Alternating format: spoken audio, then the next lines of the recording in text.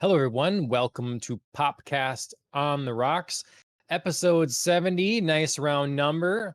We're here to talk about pop culture things, and sometimes we're drinking whiskey or something like that. My name is John. I'm joined by Andrea. How's it going? Good, good. It's been a little bit here. We've had a little break from each other in the Yep. past couple weeks. Oh, How I can finally look at you again. I was so tired of seeing you. God, every Wednesday I'm like, "Oh no, it's John Yeah. again." hmm What have you been doing over our mini break? yeah. I'm responsible this time. I was at a lake cabin. So, yeah, What kind of fishing, Okay. roasting, no AC. So, a couple Ooh, man. days where it's pretty hot. And like, I'm okay getting warm, but then I'm going to be coming home and I have my respite, my Mhm. recovery. But this is like, nope, I'm hot all day. And then I come back into the cabin. It's just more stifling hot in the cabin Right. than out even.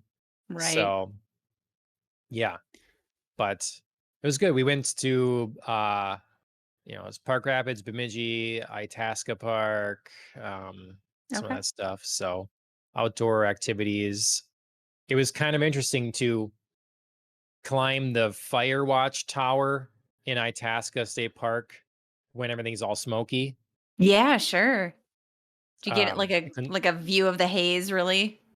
Yeah, it's cool. I've been to Itasca State Park before, but I had not Mhm. gone. I don't know. I hadn't gone up that, so that Sure. was fun.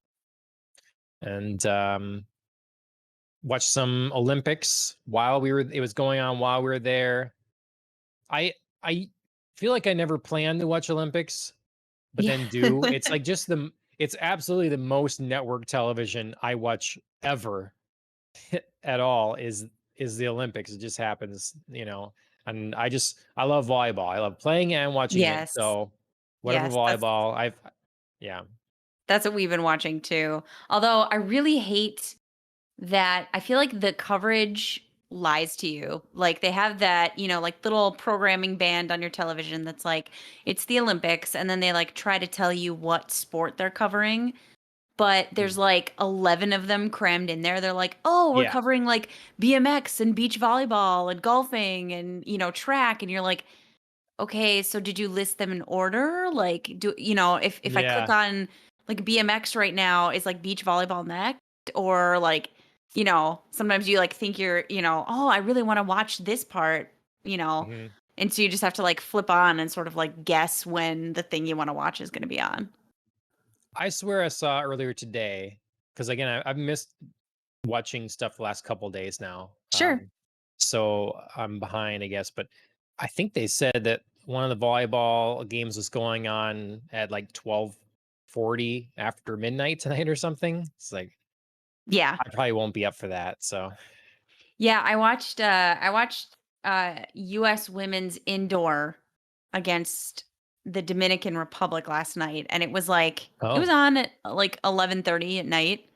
hmm Um so yeah, I mean, obviously with the time difference, like when they're covering right, something live, it's just like, "Ugh, this isn't yep, ideal, but here it is."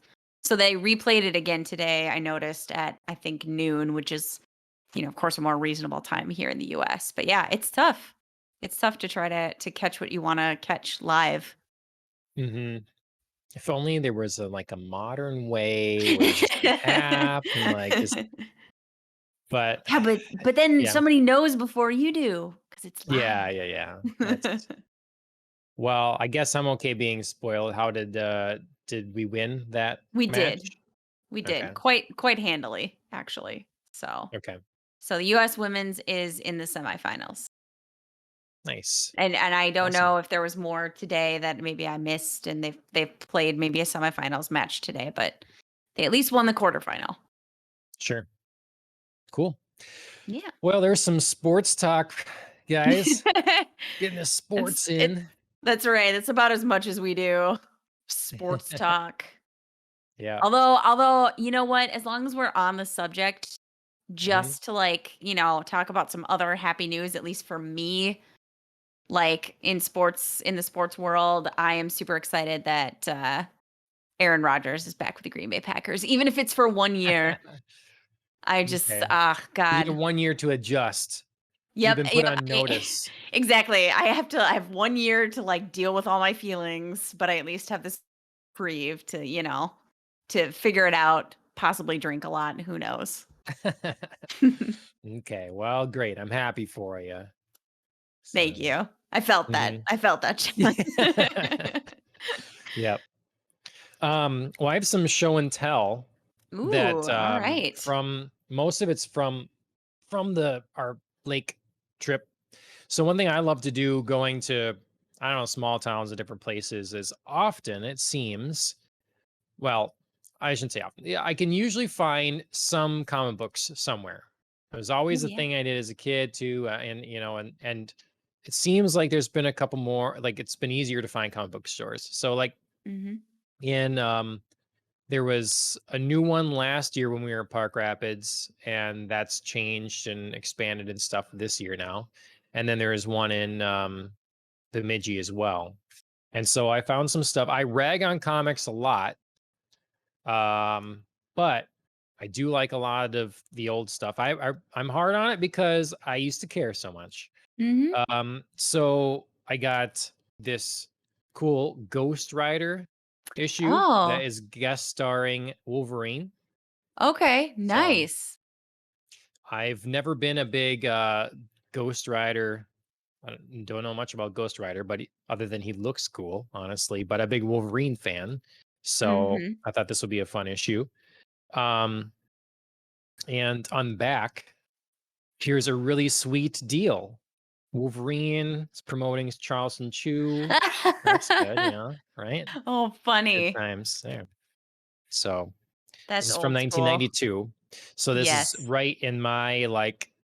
This is Childhood. this is everything to me. This time frame. This for comics. There's just a vibe and an art style and everything that just Mhm. I connected with as a kid and I still love to this date. So the other one that is in the same time frame that I've actually never read any of these is I got four X-Men Oh, Unlimited. okay. So um they I've read a lot of like Cool. X-Men and Uncanny X-Men from Mhm. the time period. Um, I can't keep track of anymore how which ones I have and how many. Like I've looked at them so many times and bought multiple copies and whatever that I get I get lost. But these I know I have not read, the Mhm. X-Men Unlimited. Um, Stepping back a little bit in time, not too far, I believe. But this is also great time for me, but I've never read this series, Mutant Sure. Genesis. So this is a graphic novel. So the collection, Mutant Mhm. Genesis, um, X-Men theme here, you can see, but I'm about to change it up. So with my increased martial arts activity, again, I've been wanting to read a little more Iron Fist and different stuff like that. Oh, sure. So I got a couple Iron Fist issues from sort of the late 90s, I believe. Sure. Um, they're kind of a two-part thing, sort of kicking off Iron Fist going forward again. And then I bought some classic stuff. And this will have more Shang-Chi in it as well. Oh, So for the nice. upcoming movie, there'll be That's some great. more little more context with him, which is probably actually not good for me because then I'll like know more about the character and then recognize how they messed him up. But and then the last thing I'll show, I guess, so save something else for another show. So this is labeled Daredevil, Ooh. Typhoid's Kiss, but I've been reading it and it's interesting. It's so far Daredevil's not made an appearance. I was It's gonna say actually a who is featured there. yeah, that's Typhoid Mary. Okay. So she's a crazy That is lady. awesome. Yeah, and I like Typhoid Mary from what I've known of her. So this is pretty interesting. It's kind of a collection of her story, but going through different books. So it's kind of like Wolverine. She's in a Wolverine issue in here first, a few of those, and then moves to Okay. Ghost Rider. So more Ghost Rider. So she's dealing with Ghost Rider right now, and I'm guessing we'll get to Daredevil at some point, Daredevil issues, and maybe that will be the bulk of them or something. But So it's it's kind of like a short story collection of her then? well, so a lot of different Or is it like one story and she's storylines. just like meeting Yeah, everybody? yeah. A lot of times in comic books, you'll have events or something, and those Mhm. events will span multiple books, multiple Mhm. series. And so Right. if you want to read through the story, you read, the first part in X-Men number this, and then it'll say at Mm. the back for the next part, read X Factor number this, and it'll Sure, I keep gotcha. jumping between different books. So this is basically what this is doing here. It's telling Typhoid Mary. At least that's what it seems like so far, because the story Sure. is coherent. That it's jumping between these, and maybe it will be like later. It'll be jump someplace else, but I'm Okay. liking it. Its story is like that's so okay. I will try not to take too much more time with this.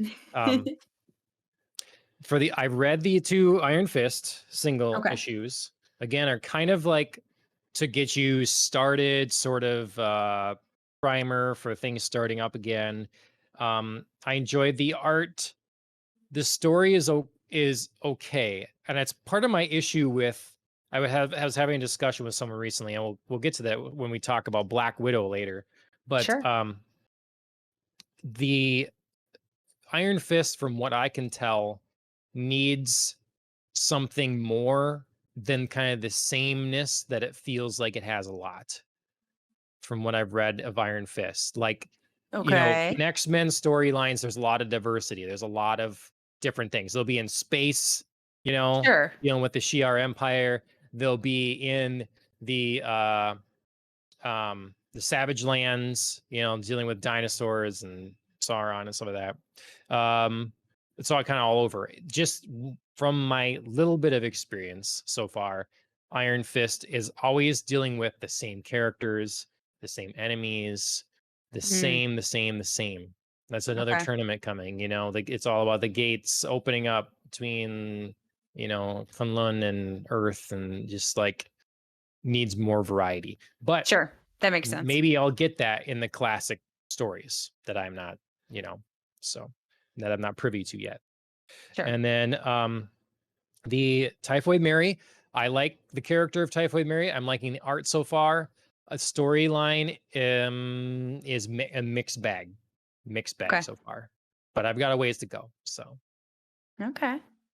So I'm Well, sorry to like take up that chunk there, no. but just a bunch of comics I picked up, Well, other and stuff trying to read. it's So summertime. You gotta do your summer reading oh god, before I mean, August is over here. Cause dang, it's already August.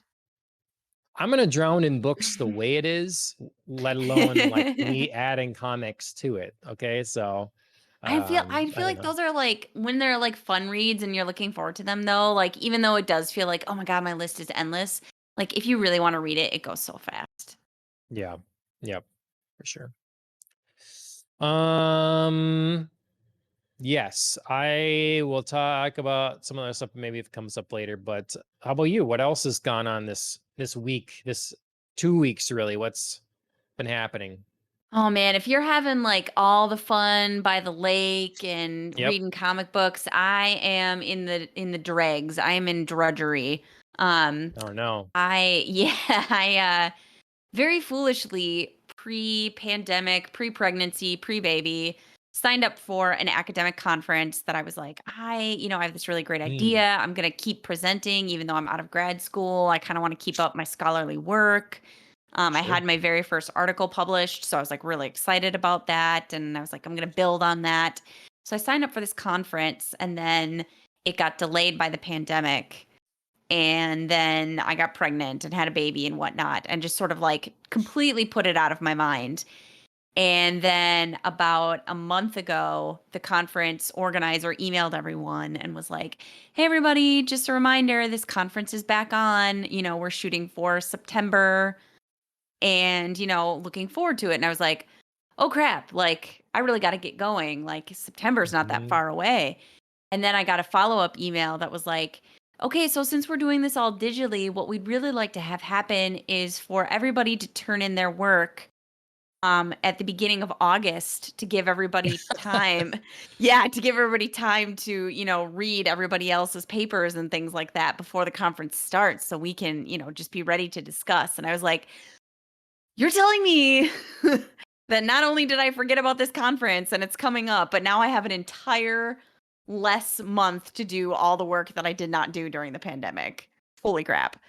So, yeah, that's what I've been doing for like the past month, but really like hardcore the past couple of weeks has just been back in grad school, late nights, like the Mountain Dew and Twizzler fueled late night frenzy of writing and trying to get some Nice. intelligent thoughts on paper. And we'll see if any of those 2 a.m. Hemingway was the musings same, are. I hear. Yeah, Twizzlers, Mountain Dew, Twizzlers and Mountain Dew, yeah, he needed his fix like me. We're the same.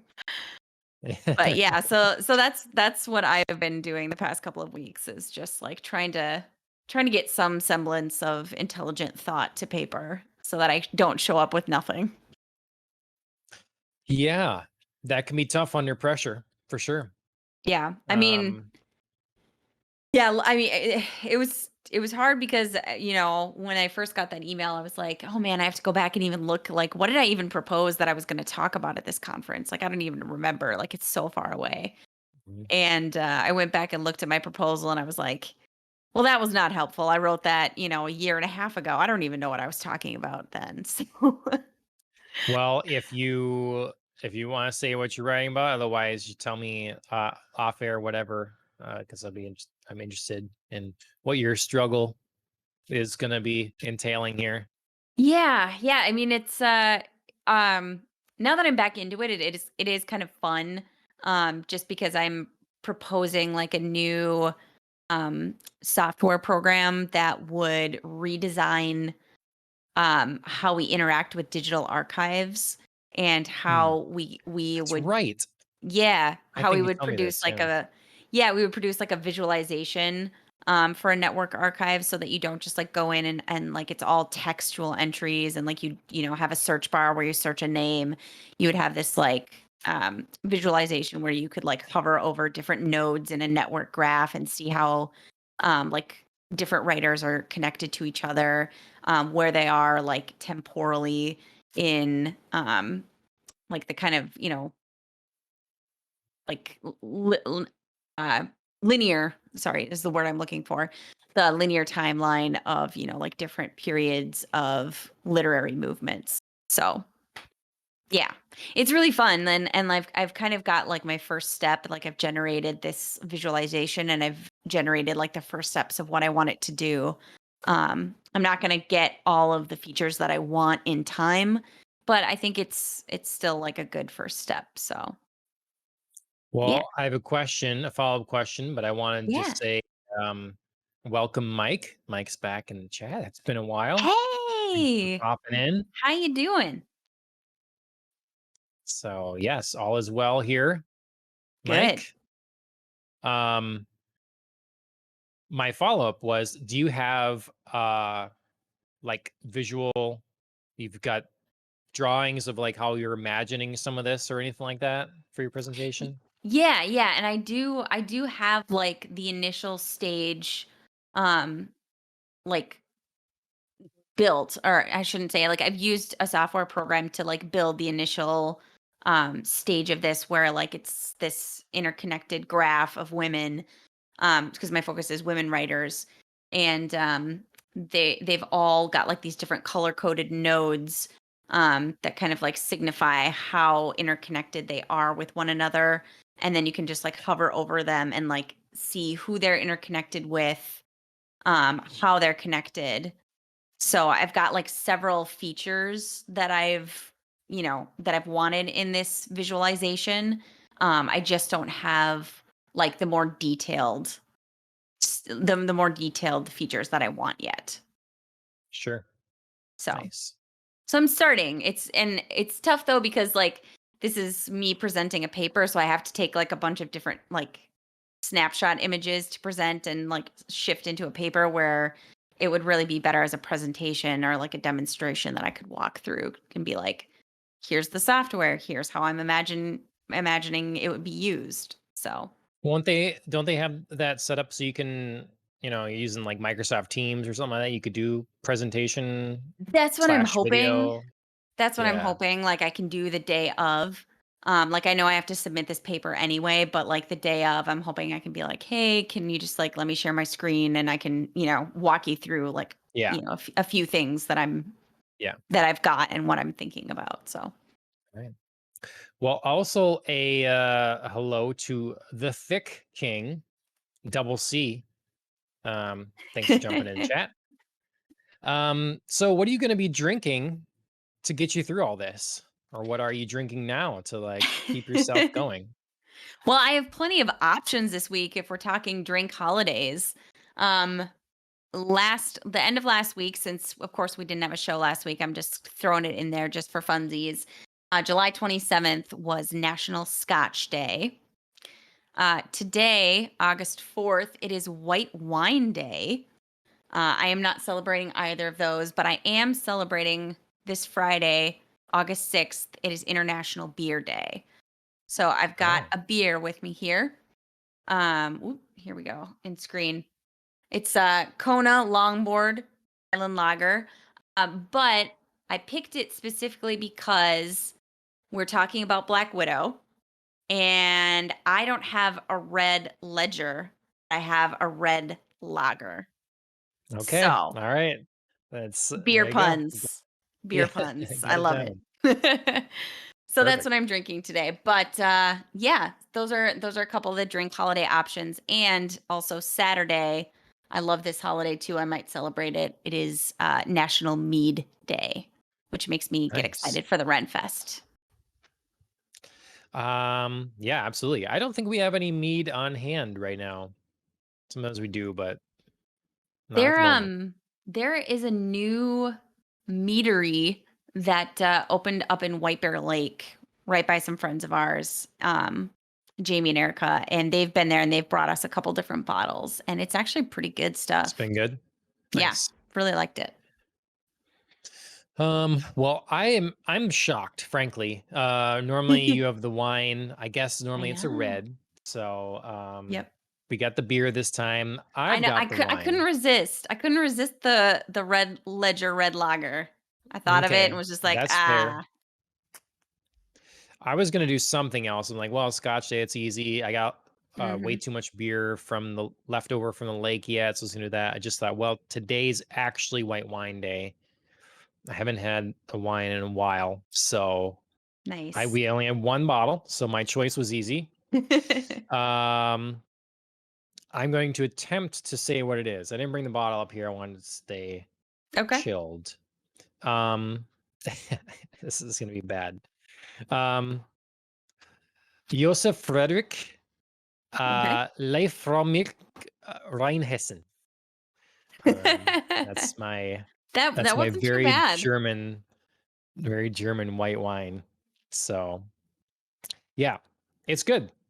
So yeah, German white wine. It's delicious. Um, so yeah, white wine Nice. day. Way to represent White Wine Day. I know Boy, I both. don't I feel like I can't say that too many times, White Wine Day. Yeah. All right. Well, The White something to work Wine Wednesday. on. Shrimp and white wine. I did not have shrimp today, Alan.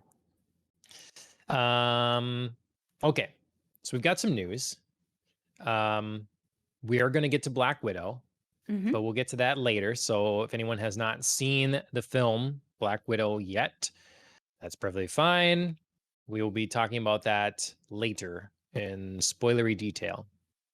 But before that, um, I should have rearranged these so they made more sense, I guess, transition wise. I'll do it right now. So, first, we have a little bit of video game news. Mhm. Um, I wanted to mention that the game I've been most looking forward to this year, Yeah. Horizon Forbidden West, has been delayed. Yeah, Yeah. unfortunately, not a surprise. Um, I was kind any of thinking it would be, I mean, I was thinking it would be this year. If I had to put Yeah. money down, I was thinking it was going to be this year. Yeah, I read through some of the articles that you'd included with the news and the video that you'd shared, and I mean, it is tough because when you see, like, a company say, like, "We're aiming for," you're always like, yeah, you do have that, like, little niggle of suspicion Yeah. that you're like, "Ooh, that's not solid, that's not a day, that's like a hope and Yep. a wish," and sure enough, yeah, that aiming for turned into, "Well, sorry, guys, it's Yep. delayed." Certainly, it was suspicious. They had an event in, I think it was July or whatever, and yeah, to not Yeah, have a solid date by then is suspicious. Just given how long they'd been working on the game, I thought, right. ultimately, if it was going to come out this year, it probably would have been December.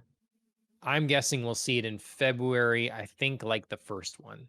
So that's Sure. not that big a delay. I'm okay. I'd rather them just release a bug-free, great game. Like it's all Mhm. right. I've got plenty to play, but I was looking forward to playing this one Right, sooner than later. So, right. but Yeah, it obviously happens. obviously a bummer. Yep.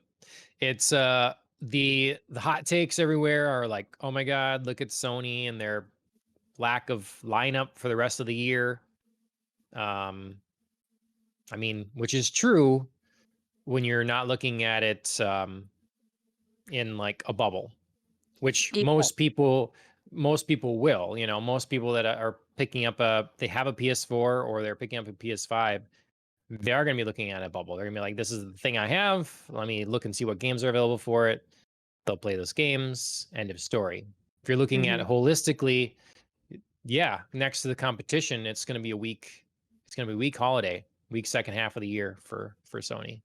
So, Yeah, but I mean, I think so, but I mean, like you said, that's just sort of like looking at it more theoretically. Like, you said if you're picking up their gaming system, like you're just going to be like, well, that's a bummer. What else can I play? yep, So, sure, like when you're picking up a gaming system, you're not like, which gaming system has more games available? Which should I pick? You've probably already made your decision about yep, what type of console you're going to pick up anyway. So, I don't really know that this is, affecting anybody's decision to buy or not buy a PlayStation, or I don't know. no. I like to use honestly. I like think of it. Dustin, who we've had on the show for Mhm. a couple times, specifically recently to talk about Resident Evil Village. Um, I don't think when they had the event, I think I told him about this, and he's like, "Oh, sweet, they're making another Horizon game." Like, Mhm. he didn't know, and that's Yeah. that's awesome. A lot of people are in that boat. He played the first one, liked it a lot.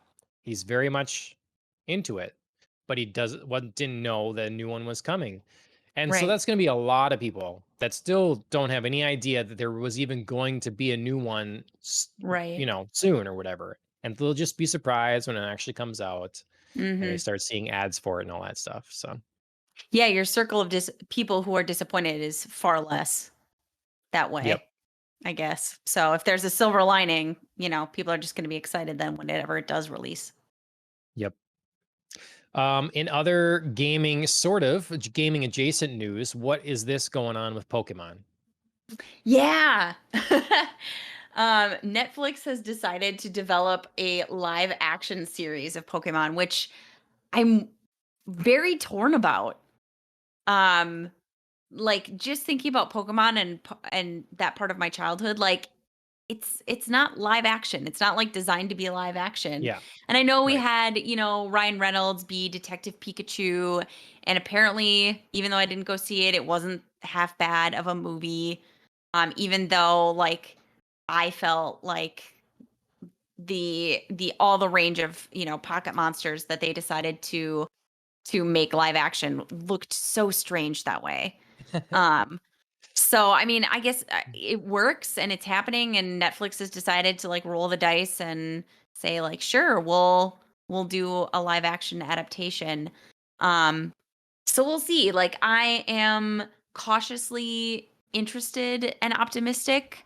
Um, one of the producers of one of my favorite Netflix shows, Lucifer, is signed on to do this as well.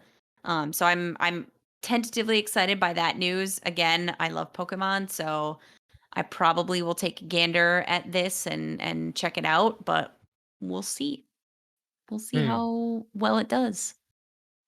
It's kind of another one of So those it's another one of those things where, like, I'm not exactly sure why we needed to, like, make a different adaptation from what the original was. You know, I feel like Netflix has been doing that a lot lately, like, with Altered Carbon. Okay, we had, like, a live action show, and then we had the anime, and I thought that worked out really well. Um, but did they need to do it? Probably not. Um, and then what other one were we just talking about? Cowboy Bebop, they're doing Cowboy live action Bebop. Cowboy Bebop. Yep, yep. They did a live action of Erased, which I really don't want to see because I loved that anime so much that I feel Ah, like I don't want to ruin it by watching the live action version. So yeah, so Netflix is really like taking a lot of different forms and deciding to like remake them in others, and I'm just not sure where that's all coming from. well, it's coming from no one has creativity left that is involved Oh no. in Oh no. Hollywood. Or I you're touched gonna on get the me on this genre. again. Ah. No, I mean uh, it's certainly a thought that had crossed my mind as well, that it's like there is nothing else to do, so why don't we just like pretend like it's a new thing by remaking yep, this show into a different format. yep.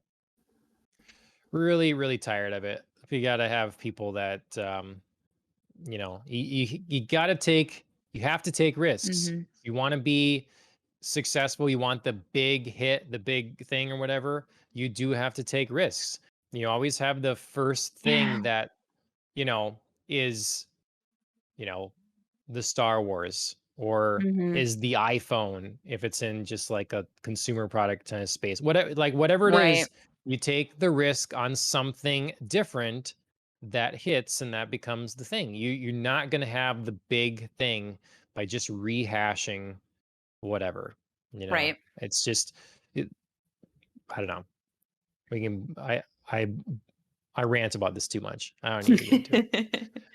But yeah, Pokemon live action, it seems strange because it's one of those complicated things, and it's complicated with superheroes too. But Right. with Pokemon, where you have it's an animated show, it sells you on the feels and fun stuff and whatever. And so once you bring in the live action, you start demanding more reality, Yeah. and because you literally are seeing more reality, and that can be difficult. A lot of people Mhm. already talk about how you're literally going out to capture these Pokemon, be my friend Pokemon, and then you force them to fight battles with one another. Right. Like it's not real nice, but Right. when it's a fun game and a cartoon that's silly and It's not stuff, real, yeah. yeah, you can you just forget about that stuff. It's for Mhm. fun, right? Yep.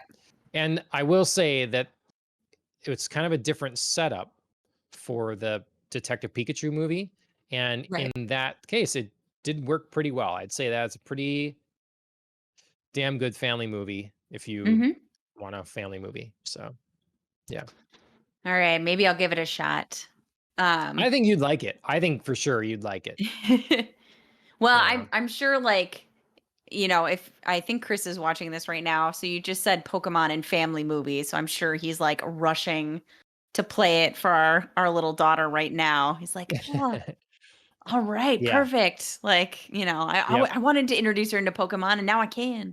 Um, but yeah, I mean, just kind of going back to this in particular, we've had a couple of different conversations. Mostly, I think that were rooted in our discussion of Castlevania, and I think this live action show is going to suffer from something that I feel like a live action version of Castlevania would, where sometimes feats are just too unbelievable in real life, but they work in animation. Where we're talking about some of the fights that Trevor gets into in Castlevania, where his like whip changes like 6 different lengths and can do like several different things, and he can jump around in the air and like hang different places. And if you saw someone doing that in real life, you'd be like, no, this isn't working. Like, that's not real. But because it's animated, it works for you. You just sort of like buy into the logic and it's fine, and you can just like be in the moment. Talking about Pokemon battles, I feel like is the same thing. Like it works in animation. Like you see this like, fire move or like wind tornado or, like leaf blade, and it works in animation. And I think there's going to be something about seeing it live action that we're going to go, wait, what? Like that looks so weird. That doesn't work for me the same way, as it does in animation. Or like you said, like fighting is going to get too real where, like a Pokemon's going to use Leaf Blade and it hits the other Pokemon and there's like actual like cuts or blood or something. Whereas in animation, they just like close their eyes and like, ow, oh no, like it hurt me. You know what I mean? Like it's like an attack, but it doesn't really hurt. How many Yeah. more Pokemon attacks can you name? I know. I'm saying like You Leaf just like Blade like rattle six them different off, times. it's like, yeah, The yeah, sky solar attack beam. and Yeah. Hmm. flamethrower. Yeah. Yep, I've Hmm. got this. Bubble Hmm. beam. Come on. Yeah. Yeah, I'm telling you, a lot of your concerns are not an issue with the way it's done in Detective Pikachu. Sure. But who knows what that'll be? I mean, but this is But not a Detective Pikachu series. This right, is, right. so This is like just straight up Pokemon, and it's a series. I feel like, yeah, I mean, having not seen Detective Pikachu, and I don't know how many like Pokemon battles there are in there, and like maybe how much it works or doesn't work. But I think maybe like the pressure of stretching that out over an entire series might make it feel like it works less yep, because you have to show that more. yep. So, Oh my God, we got to keep up the Pokemon talk. oh my The God. Thick King just followed. Thank you for the follow. I'm gonna just go with it. It's the Pokemon talk. So, and All Alan shared right. with us now the bulbapedia.bulbagarden.net Oh, list list of of Pokemon moves. moves. Yeah, yeah. There we go. Um. All right. Yes, certainly an issue that we will be bringing up more and Mhm. more as Yeah. time goes on. So if you're not tired of us talking about those kind of issues, get ready.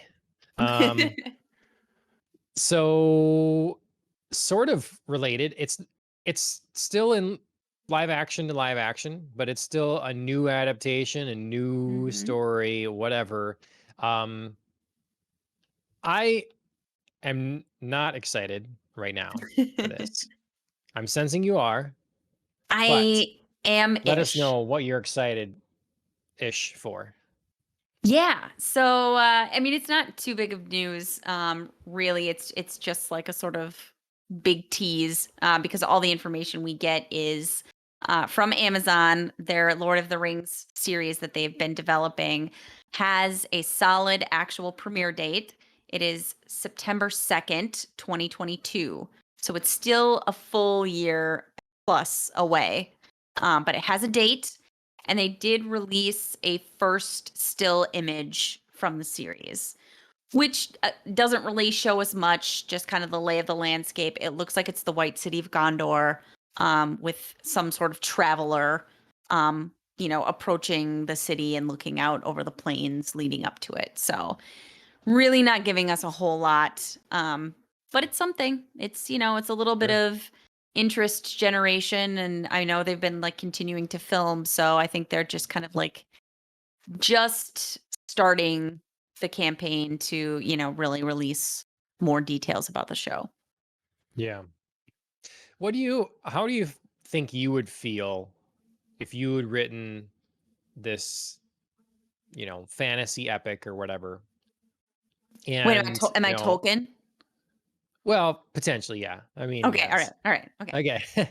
But, just but it doesn't have to be specifically him, just Okay. in general, perhaps. If you have your life's work essentially, it's published, over time it grows in popularity.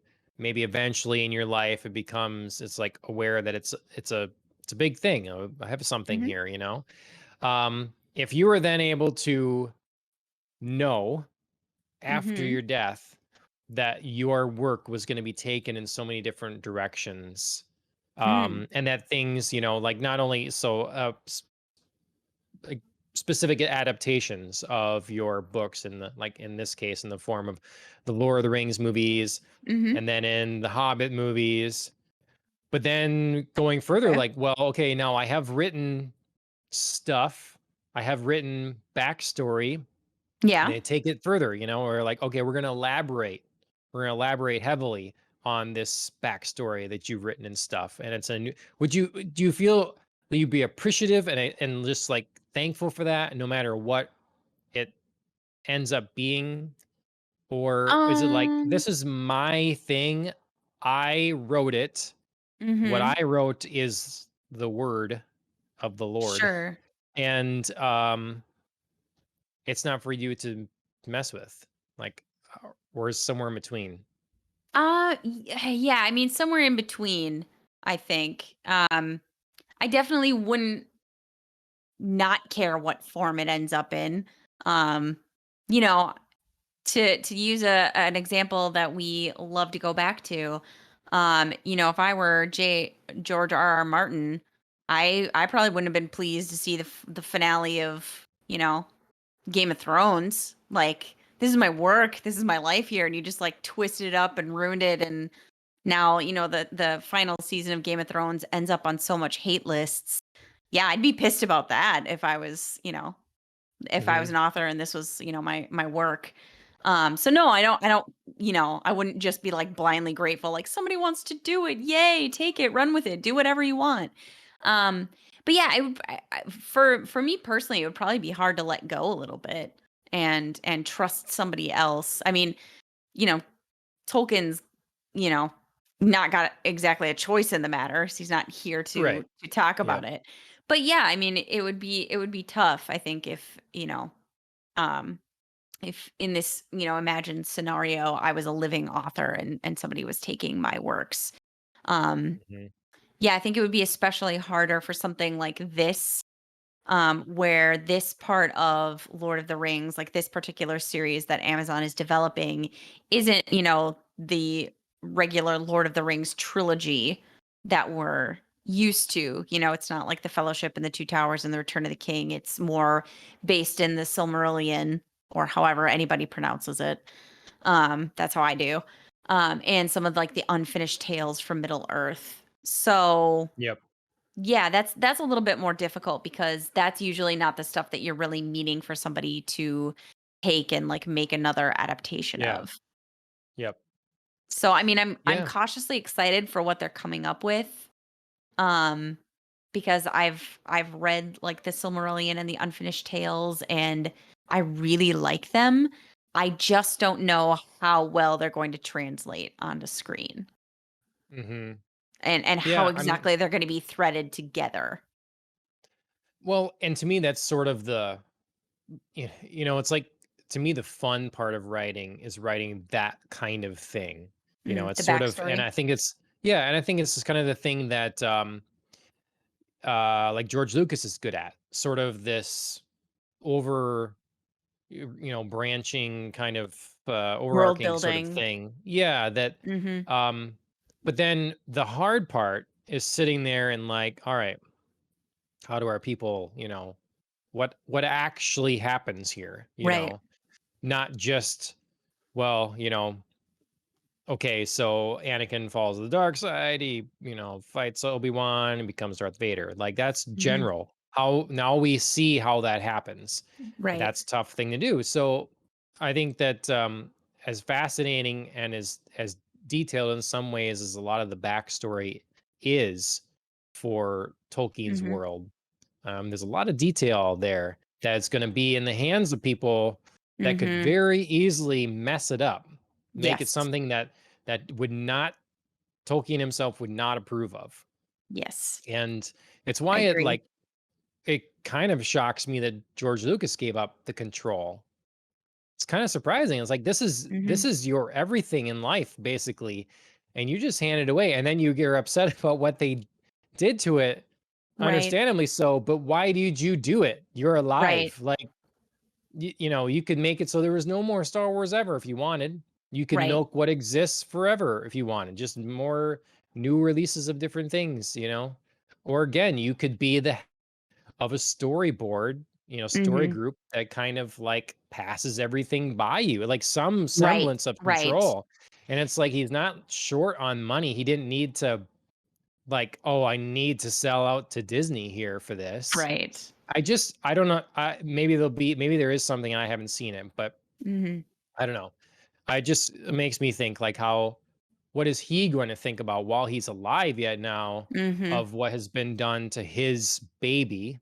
What Right. would someone that didn't make that choice, you know, would they be like, you know, look at, but I don't know. Yeah, it's hard because, you know, in the case of George Lucas, you could say, well, yeah, maybe he's just sort of like an overarching world building kind of man and he really struggles with the details. But, you know, like if you don't trust other people, then you're still going to need to be involved in some way. Like you need to pick somebody you trust to work with you so that when they say, here's my idea for filling in your details, you can say yes and no and, Yep. shape it to your liking. For Tolkien, he's shown, I think, the ability for both. We have the Lord of the Rings series in which it is very detailed. Like, here's how each character gets here. Here's where their Yep. storyline moves. Like, we have both. So you know, it's hard to feel like the Silmarillion wouldn't have been written differently if he thought it could be presented differently. He's really Right. writing that book to do the overarching world building, like big background, like my 6,000-foot view instead of my 60-foot view. So it is hard to know if he were alive and here and wanting to, you know, see his work. Would he agree? Would he approve? Would he say like, "Oh, sure, that's fine, but I want to write it or I want to at least have some sort of approval," or would he just like put his foot down and be like, "No. Like you've got Lord of the Rings, you've got The Hobbit, like that's all you need. This should really stay as is." Yep. I don't Yeah. know. Okay. Well, The I mean, I will interesting certainly thought. try watching it. Yeah. I'm Yeah, gonna try yeah, I watching it mean, and I'm certainly glad that it's not just we're remaking Lord of the Rings, but as a series. You know what I mean? Like oh God. I'm glad Yeah. that that's not the case I here. wouldn't watch that.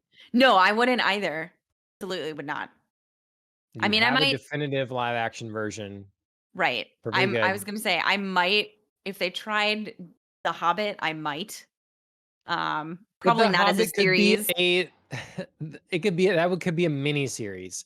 That could Yeah, that would be be like a little guy. Yeah. yeah, Because they've already 6 stretched that into episodes. way too much material Yep. that didn't need to be there. Six But yeah, if they 30-minute episodes. yes, if they wanted to make like a little mini Hobbit series, I'd give that a shot. But yeah, no, leave Lord of the Rings alone for a little bit at least. Yep. All right. Moving into more we're working our way to Black Widow. Mhm. We're like transitioning there pretty quick. We got Suicide Squad, Mhm. another comic book based, I'm going to say incredibly loosely based. You just like, Right. here's some characters that I want to have fun with. This is what's happening. I'm getting a Mhm. whole bunch of stars. They're all going to come in and they're going to play zany characters. Comes out this Friday. Yes, Soon. it does. I didn't, Yes. Wow. it God. snuck Yeah. up on me. Yeah. I get. Well, the whole month of August just kind of snuck up on me because I still can't believe we're 4 days in. But yes, it is coming out in Mhm. just 2 days, which Yeah. I'm excited about. I did go and see Black Widow um in the theaters, but I think I'm gonna see Suicide Squad on HBO Max. Okay. Okay. Um, yeah, we are not decided yet, but definitely going to watch it. Um, Alan says The Green Knight is out too. What is that? I Gawain and the have Green Knight. seen. It's an old Um, Arthurian. I haven't seen this coming up either. Yeah. I think Dev Well, Patel I haven't seen it is the advertised. lead. Yes. Yep. Yep, the Huh. medieval story of Sir Gawain and the Green Knight. Yep. Hmm? Interesting. Wonder how that is going to. Well, seems to be reviewing well so far. Mhm. Yeah, I have plans to see that as well. Okay. Fantasy horror film. Mhm. Hmm. Okay. Cool. Yeah, so everybody look forward to that. If you're interested, go and see them. We'll certainly be discussing some of this stuff coming up. Yeah. See how James Gunn's return to the superhero, but in the competing space does. Yeah, the movie I feel like has definitely got some hype and some like, level of excitement around it. I feel like this is a positive, especially obviously for DC who's been struggling for so long. So Mhm. we'll see. We'll see what this Suicide Squad can do. Both for, kind of redeeming the original idea of making the Suicide Squad and for DC. Um I get I and guarantee. Oh, go ahead. I was just saying, and for HBO Max. Yeah. Yep. I guarantee if this is a big hit, DC is going to come groveling.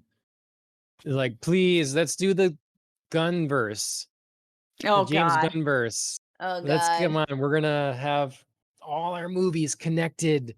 We no Oh longer believe no. in multiverse and like telling stories where which change our mind. We're giving you control. You do it. It's all We gonna be need zany and over the top. Oh God, we need to stop doing like director versus. You know what I mean? Like I feel like we're going too far with like God, what was the other director's name from the first Suicide Squad? Ayers Yeah. just came out Yep. and talked about his whole like I have a director's Yep. cut and like nobody's ever going to see it and like this is my whole universe vision and he's Yep. like, but I'm not going to talk about it. I'm like, well, but you just talked about it. So I feel like we're going like I don't know. We're just like putting too much on directors to like, oh, I have my vision and my cut and, my universe and the way I ordered things. And then it's all screwed up. And it's like, oh man, Yep. we just need to make some movies, make some good movies, not, Yep. not make like director hour long, 7 hour long things and, um never release them because now we're in sort of like all these different like what if scenarios where we can't even Well, just enjoy the movie because it's like what am I not seeing, what if Ayers had his way, what if Snyder had his way. everyone needs to go independent. Again, if these Yeah. people have backbones, they have plenty of money to get together and fund different creations. They do not have to be Beholden. do not have Yeah. to be beholden to any studio in Hollywood. Tom Hmm. Cruise can make any movie he Oh God, wants, yeah. anything. And but they don't. Yep. They stay in the system. We'll Yep. get out. And then you can have your whatever length movie you want. You can release it on your own website. You don't Right. even have to like at this whatever. at this point, like streaming is whatever you want Yep. it to be. So yeah. Well, Alan says that John Wick is the gunverse. Yes. Gun with one N. Gunverse. Gunverse. Nice. Indeed. Oh my We're gosh. all we're We all had feeling very punny tonight. uh the Thick King is getting moderated and messages deleted. I don't know what they were. Must have been. I have no idea. No idea. Um, We Oh, if you use any sort of like questionable language, it may throw something at you, even if you don't think it's questionable. Chris had that happen to him one time. I think yeah, what'd he he say? he used something close to a swear word, and I think it thought it was one. I don't remember though, but it was really funny. It was like not even that bad, and he was like, "I can't post my message. I tried 3 times." James Gunn for Predator. Uh Predator I mean, that would be interesting. Um to me it's really tough to Yeah, beat just I think we talked about this maybe a week or two ago. I would just mention like the yeah, Predator is so good. Just original Predator is really yeah. good. You mean like yeah, straight up original? Yeah, it is Yeah. really good. And if you wanted to like I could see him taking on like an Alien versus Predator, this like campy kind of thing or whatever. That'd be fun. Um but um accomplish It everyone would dying. Uh, Yeah, it would certainly be a different Predator, like, less mhm. suspenseful, even more campy, like, the original has definitely, for sure, some campy moments. Um, Does it though? I it mean, I'd have to does. rewatch it. I had to rewatch it. It does, it's not, like, intentional camp, but it works, it, like, fits in the universe, it's not like we're being campy, it just, like, happens. But whereas, like, James Gunn would be very, like, tongue in cheek about, you know what I mean? Like, there'd be a lot more humor to it, Sure. less subtle. And I don't mean that as an insult to James Gunn. I just think, like, the original Predator is a little bit, like it takes itself more seriously than James Gunn ever would take a movie. The King says the original is dope. Arnold throws a machete at someone and tells them to stick around. Yes. Yeah. Yep. See? So, okay, I'm gonna take this opportunity to derail us a little bit. Oh, Where okay. there's one other thing I was gonna show Okay. that I didn't earlier in my show and tell. So Ooh, secret we were looking at surprise show and tell.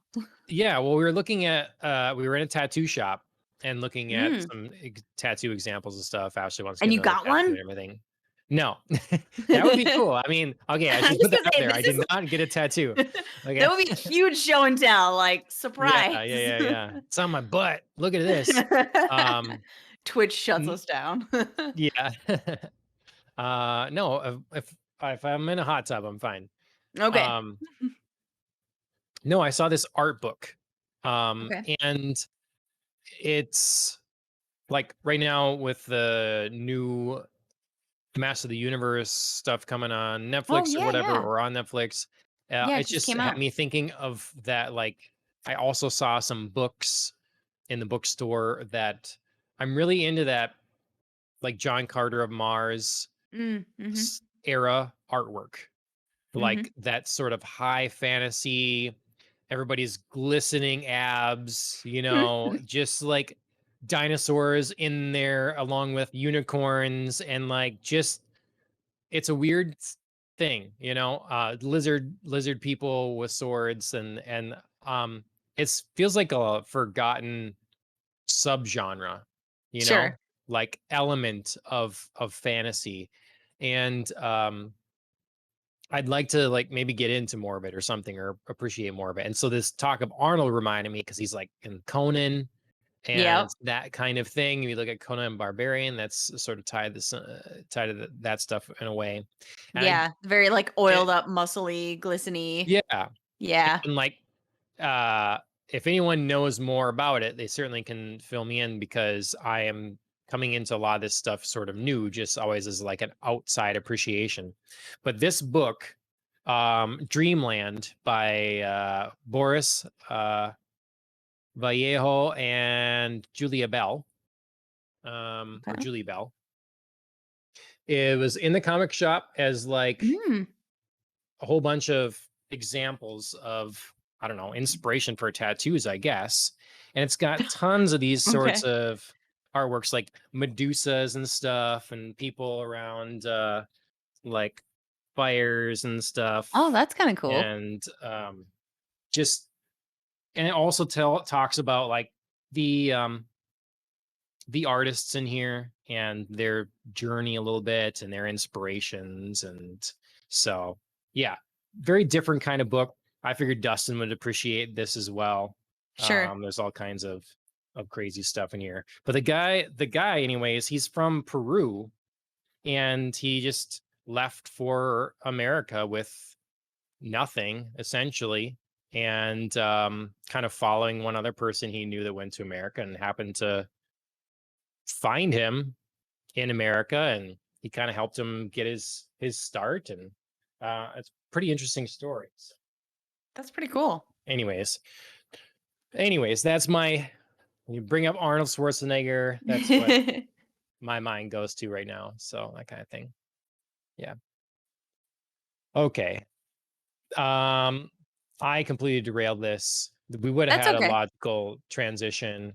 That's all right. But I can reiterate that the reason I brought up earlier that I'm planning to watch Suicide Squad on HBO Max is actually partially due to this whole like lawsuit that's been going on with ScarJo and Disney over Black Widow and how that's been presented. So yeah, I we can talk about mean, that. obviously we haven't like seen a trial. We don't Yeah, have all the documents or whatever, right. but based on preliminary information, Mhm. what do you think about this? Like, who's are you on a side, or are you just like, um Well, the reason I said I was like definitively gonna see Suicide Squad on HBO Max is because HBO did pay out all of its stars for like the dividends that they would earn on the streaming platform. So I feel like there's no ambiguity there. Like they were like upfront, like we realize this is coming out on our platform same time as the theater. So like let's just work out an agreement that, everybody so far seems to be happy with. Whereas obviously here for Black Widow, when the film was initially being made, I'm sure there was like, thoughts about Disney Plus in the back of somebody's mind and this was going to be happening, but there wasn't like, oh my god, it's been delayed for 2 years, like let's release this not only in the theater but also on Disney Plus. Um yep, so obviously a lot more complicated of a situation. I don't know that I'm on anybody's side at this point because we don't have a lot of information, but I would say that I think her claim has merit, if that's the way her contract was written. And, like as she's claiming like her contract guaranteed exclusive release in theater. And if Disney didn't do that, then they didn't do that. And that's all there is to it. yeah. I I mean, obviously mean, there's other factors that I could not know, and like maybe there's language in her contract that, creates a loophole for them, but I mean, if that's the basis that she's suing on, then I mean, she at least I feel like has a leg to stand on. yeah. Well, the Thick King is not mincing words. Says they robbed her. They robbed her.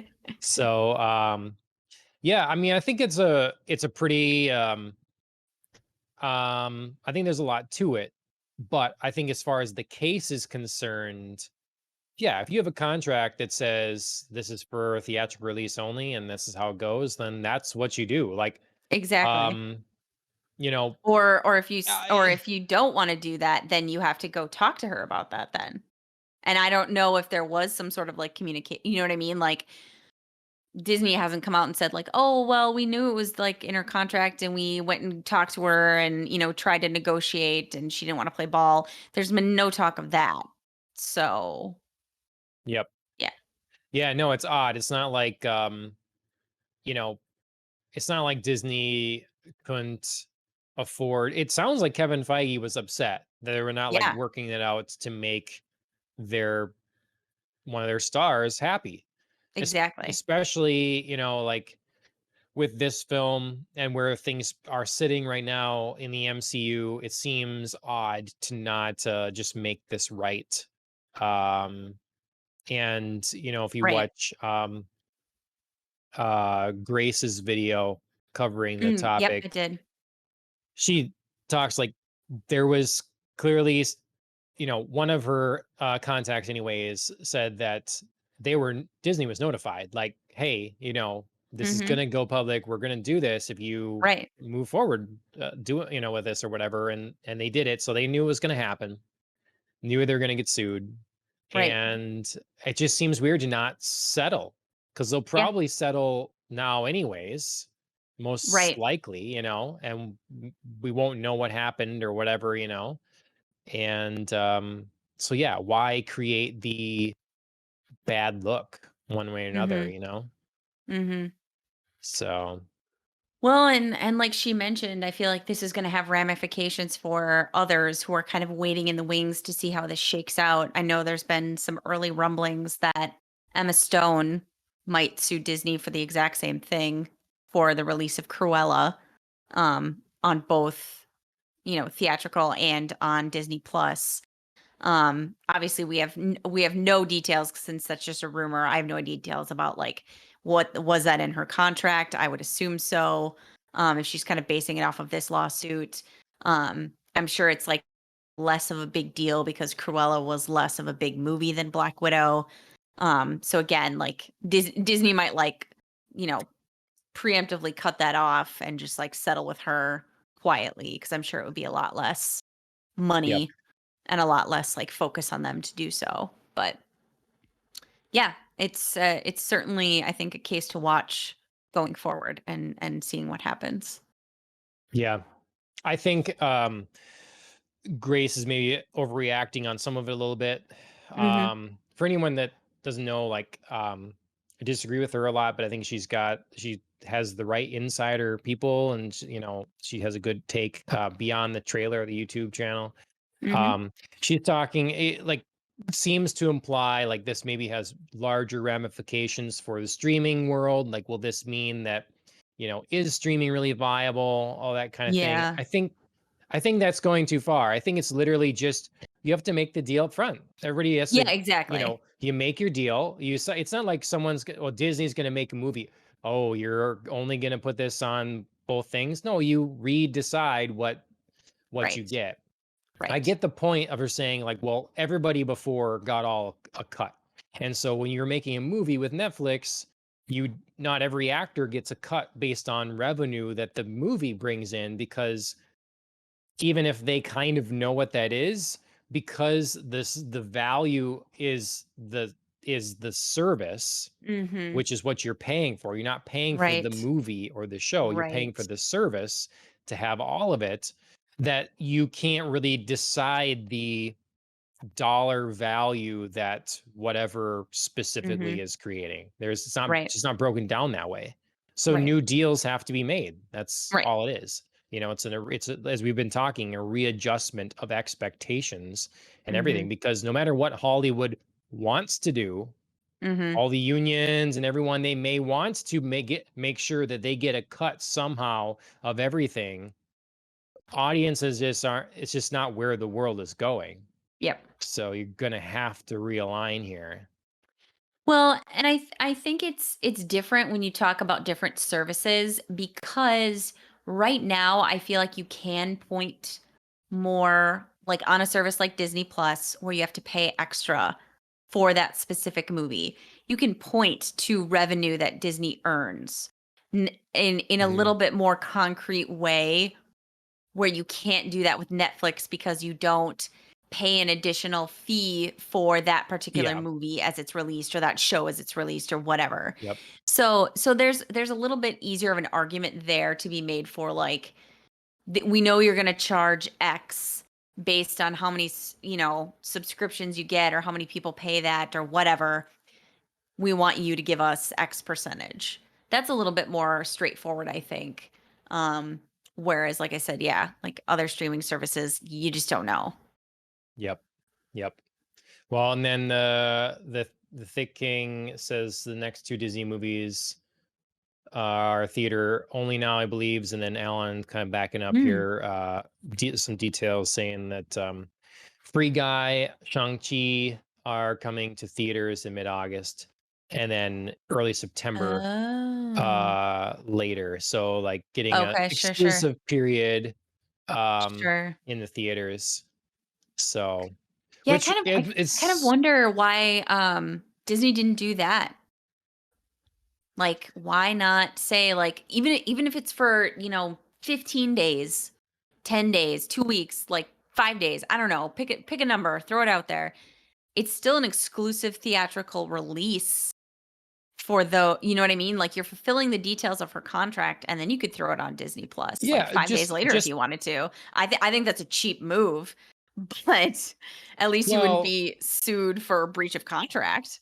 all they need, I mean, really all they need to do, like they've made no promise. It's not like Xbox, Microsoft with Game Pass where they've said our first party titles will come day and date both Right, to buy separately and on Game Pass. That's been the statement. That's what's happening. As far as I know, Disney has not made such a claim. right, So why not for this movie that's been delayed and delayed and delayed, put it out, keep it for its theatrical run, and then put it on your service? Because it used to be what you'd have to wait, the 6 months, it used to be longer, whatever, to yeah, for things to come out on DVD right, or whatever. Well, usually movies generally aren't in many theaters for that long. They're right, in there for, maybe they're in the theater for 2 months, you know. mhm, That's it. When it's right, basically out of most of the theaters, um, except for like theaters that are, they're in business of playing older films. right, I was gonna say, like, second run theater, yeah, Yeah. Once it's out of the first run theaters, then put it on the service. yeah, Then you put it on the service, charge your fee if you want, and mhm, then you still have a few more months if you want to buy it physically, like right, some sort of staggered thing like that.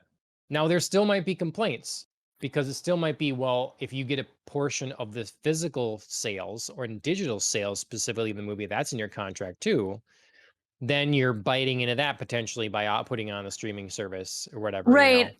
I think that's murkier though. That'd be a Yeah. little bit, there'd be some wiggle there. Whereas, like I said, if her contract says exclusive theater release, you didn't do it.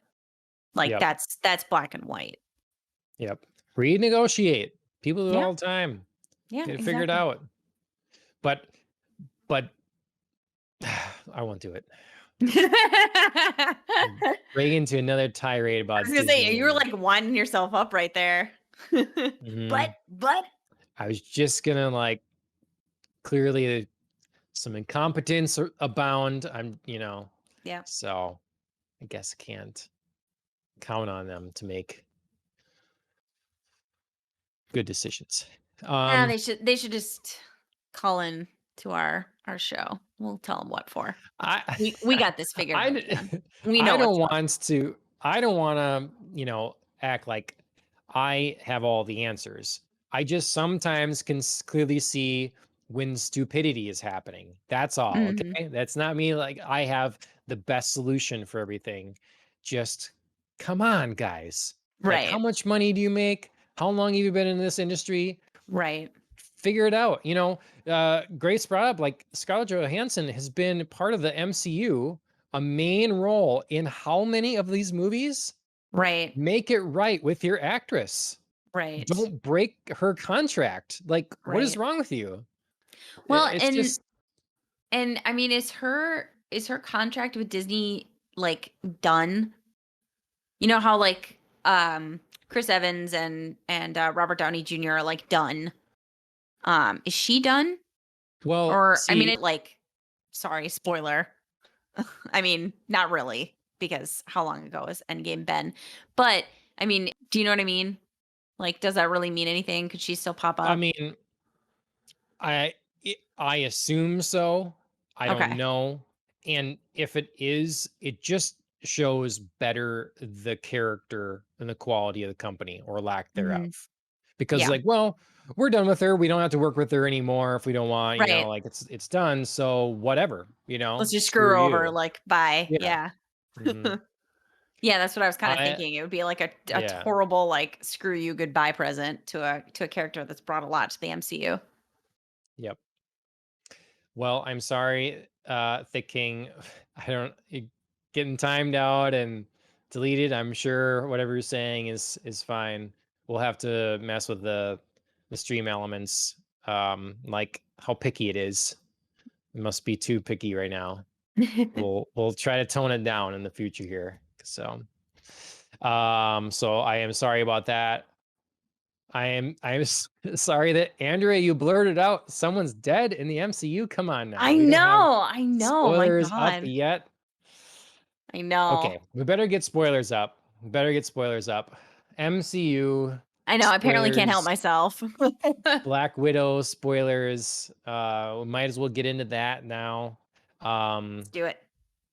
yeah, so long time coming. This film. Mhm. It's it's do you think, to start off, do you think that that has affected not the performance of the movie, but like your perception of the movie, like the placement of this film now? This film Oh, really is in a weird place when it didn't yes. release when it was designed to release. There is a an order to these, and there's sort of a way that you're designed to consume them, and Mhm. this is sort of in a weird space now. Mhm. Yeah, but wasn't it I mean, thinking about having watched this movie now, wasn't it still in a weird space even when it was originally slotted to be released? Because it was slotted for release after Endgame, wasn't it? Because it was gonna kick off the next phase of the MCU, Yeah, and I think so. that still seems really weird to me to create this movie that is in between Civil War and, Infinity War. Yeah, I'm getting that timeline right, I think. Um, but it really kind of ends up having it doesn't end up having any stakes. There's like a big plot Yeah, element to this movie where it's like, "Hey, I could have an Avenger under my control." But we know that doesn't happen. And it right. seems like a really weird thing to do to not have released this movie before Endgame so that we could at least, be like, "Oh my god, like this part of I know it's a smaller part of the plot, but it's still a really weird thing to have stakes in, but like know in the back of your mind it's not happening." Yep. I here's what I think happened. I think that, look, it's a monumentous task for Kevin Feige to take on and to put all these films to get together. Sure. Um, and obviously there's going to be issues. It's going to happen. There's going to be like continuity problems. There's going to be um, missed things. But Mhm. to my understanding, with some of the women in the MCU, were kind of bothered with the way their characters were treated when Marvel started pushing Captain Marvel. When they started promoting Captain Mm, Marvel, it okay. was, they always would do, hero, and it would highlight her. And some of the other I remember specifically Elizabeth Olsen being like, what am I? Like, Yeah. when, I've been part of this, like I don't have my own movie, I am a female hero here that has been largely underutilized. And so now you roll out the red carpet and make it like there's never been a female superhero in your universe before. Mhm. And to me, it's like it's Disney acting like some of these characters, Black Widow, they're second class citizens in a way. Yeah. And so Black Widow should have had her movie a lot sooner. Yeah. It would have made perfect sense. It could have been a good tease for things to come. A lot of just the way this movie is done, if this came out several films ago.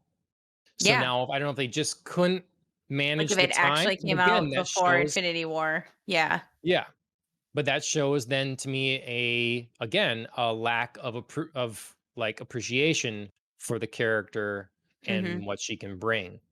Yeah. And so yeah, I think for me it did hurt the my viewing of the film, Mhm. having like now sort of, we've had Endgame, we're sort of done and moving on, But we're not. and but we're not. Right, Yep. exactly. Yeah, So, it's hard because I really liked the movie overall, and I wouldn't have wished it not to be made. But right. yeah, the timing is absolutely less than ideal. And I I don't want to like harp on Marvel too much because like they don't have like the timing issues that I think DC has and that we've covered so extensively. But I think you can at least say like yes, this was absolutely a mistake. I hope that you learn from it Hmm. because yeah, like this movie was great and could have been even better like I said if we'd fully bought into all the stakes that were in this movie. But like I said, we already know that some of them don't work out because we already know what happens, so it's really tough. I Yep. didn't have as much. I think there were people who were kind of like, "Oh, I really had trouble with this movie because again, spoiler alert, at least the spoilers are up this time. Black Widow dies." So, like the whole movie felt like, "Oh, I already know what happens to her. Like why do I care about this story?" I didn't feel that way. I really enjoyed this story. I thought it was like a really fun bridge of like, yeah, like what happened from Civil War to Infinity War? Like she went off on her own. What did she do? Oh, this is a really awesome story. And this is like a perfect, little moment to go digging back into her past and like learn more about that. I loved it.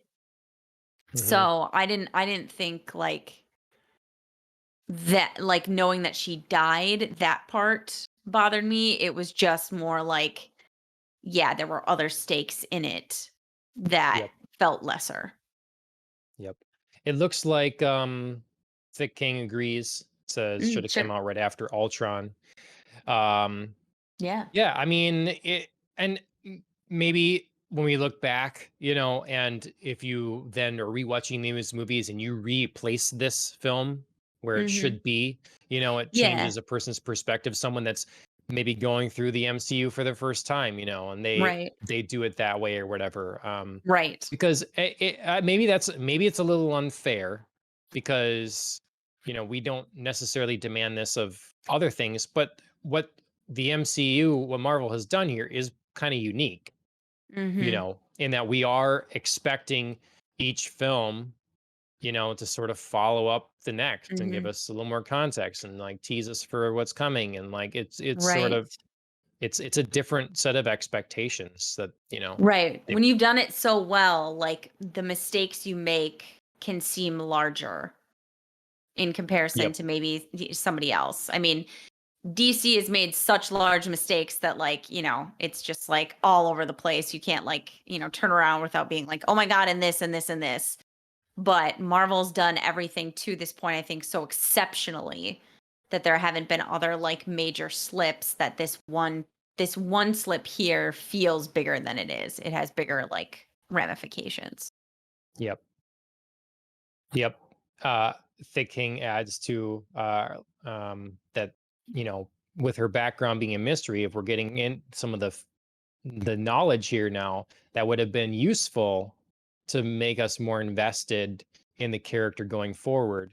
And then when we lose her, we care more. And that's 100% right. Because she's always Absolutely. been this side character that has a lot of fans. She's very cool. You can think of her like almost like a Wolverine character, mysterious Mhm. background kind of thing or whatever.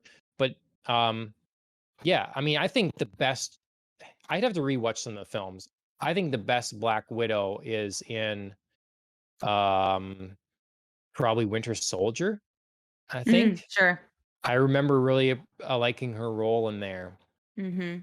but yeah, I don't know. It was too little, too late. It felt like with this, but maybe it won't feel like that again if you were to rewatch it, Right. placing this movie properly. So I agree.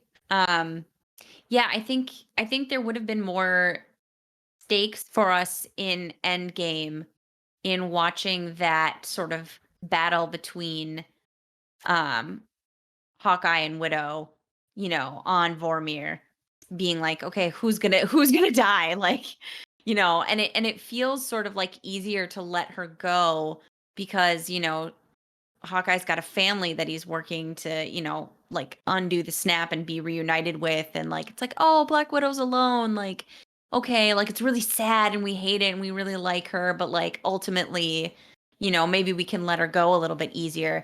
But I feel like that would have been a lot harder after this movie and, like, seeing the family that she has and, seeing her say, like, "Now I've got I used to think I have no families, now I know I have 2."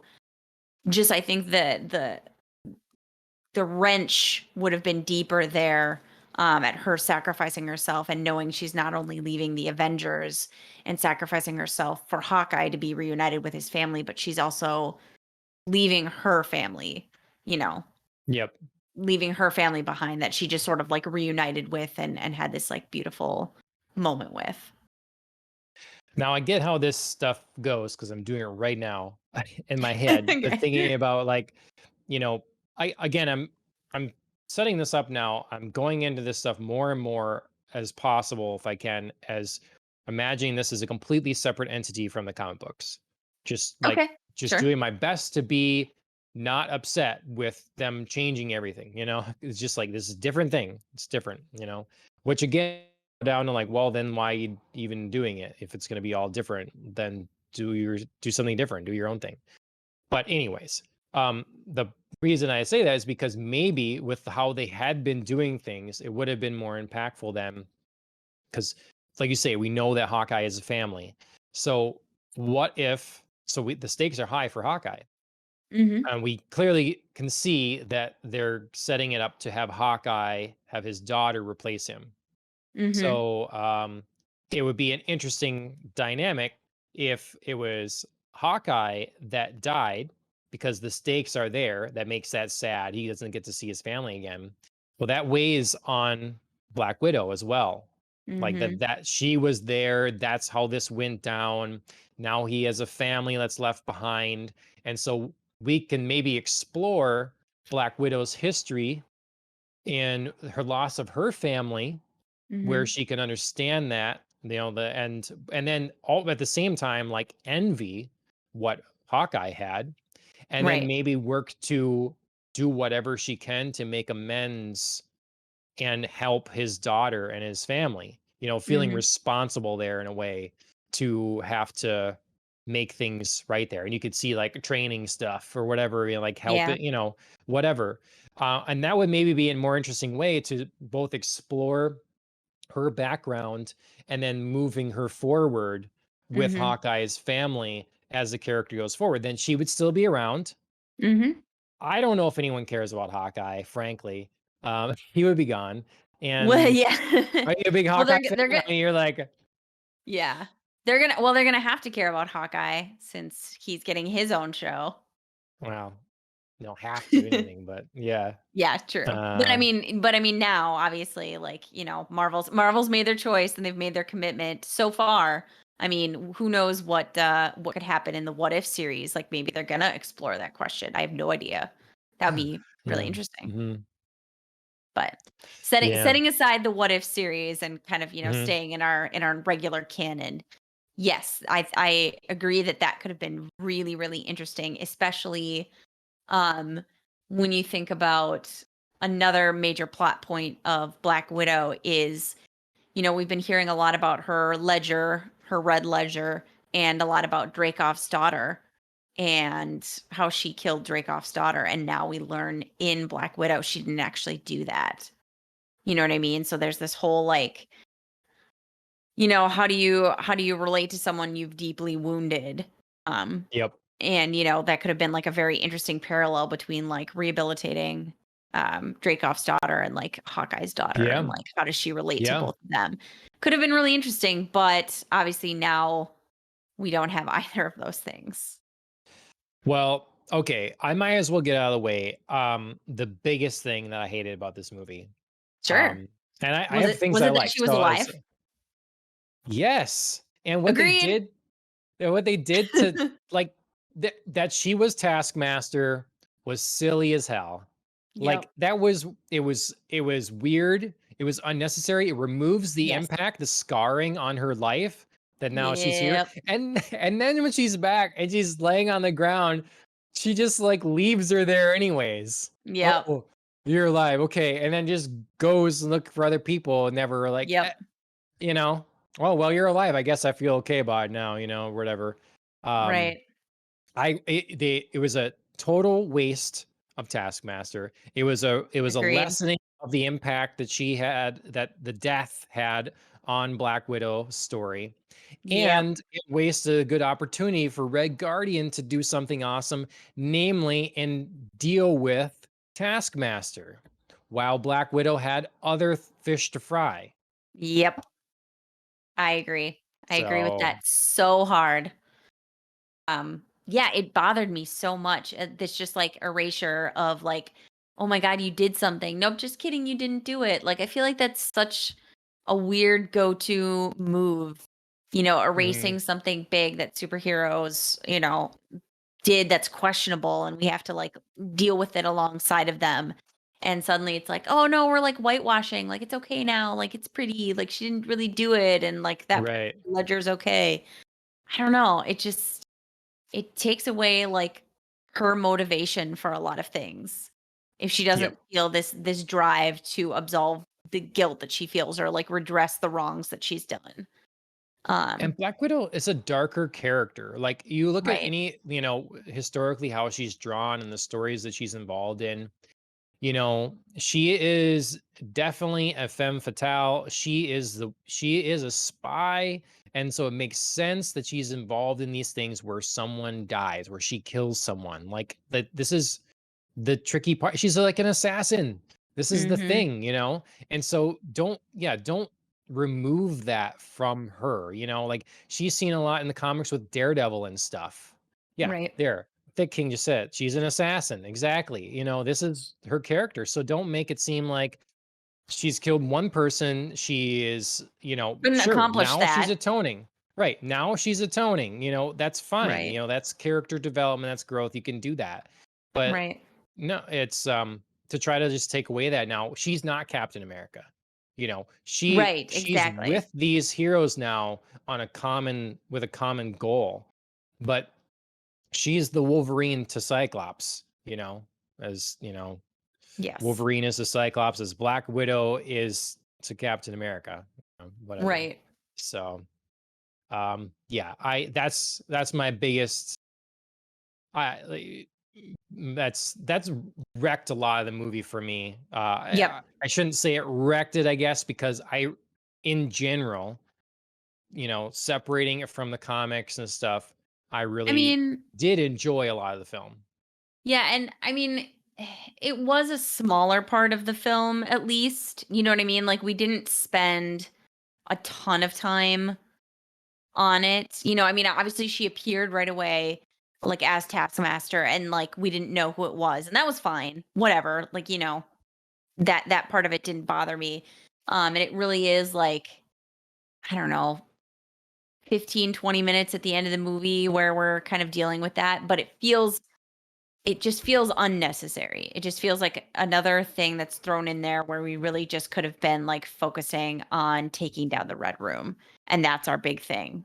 Do you know what I mean? Like, and I don't know if maybe it felt like that wasn't enough or Dracoff wasn't compelling as like a villain because I did Yeah. feel that way a little bit. He was kind of boring. He would like his time on screen just like did not do anything for me. The whole concept of him, the idea of like him controlling the widows, like all of that was really great. But I feel like Dracoff works better like when you don't see him. Do you Yep. know what I mean? Like that sort of like bothered me as well with the movie. I was like, I don't really need you to be on screen. Like you're very much less terrifying than when you're like this shadowy, like talked about figure. Um, Yep. so yeah, I felt like there was some like unnecessary things in this film that could have been like trimmed out to make it even better. Yep. And No, Dracov's daughter was one of them. that's the other my other big thing with it. So talking about one with the like poor treatment of Taskmaster and keeping the Mhm. daughter alive. I kind of put those two together, I guess. And Sure. then the other is yeah, towards the end, our big bad. So it's like so you're saying maybe they thought that, we need to see him more because the threat wasn't there or something.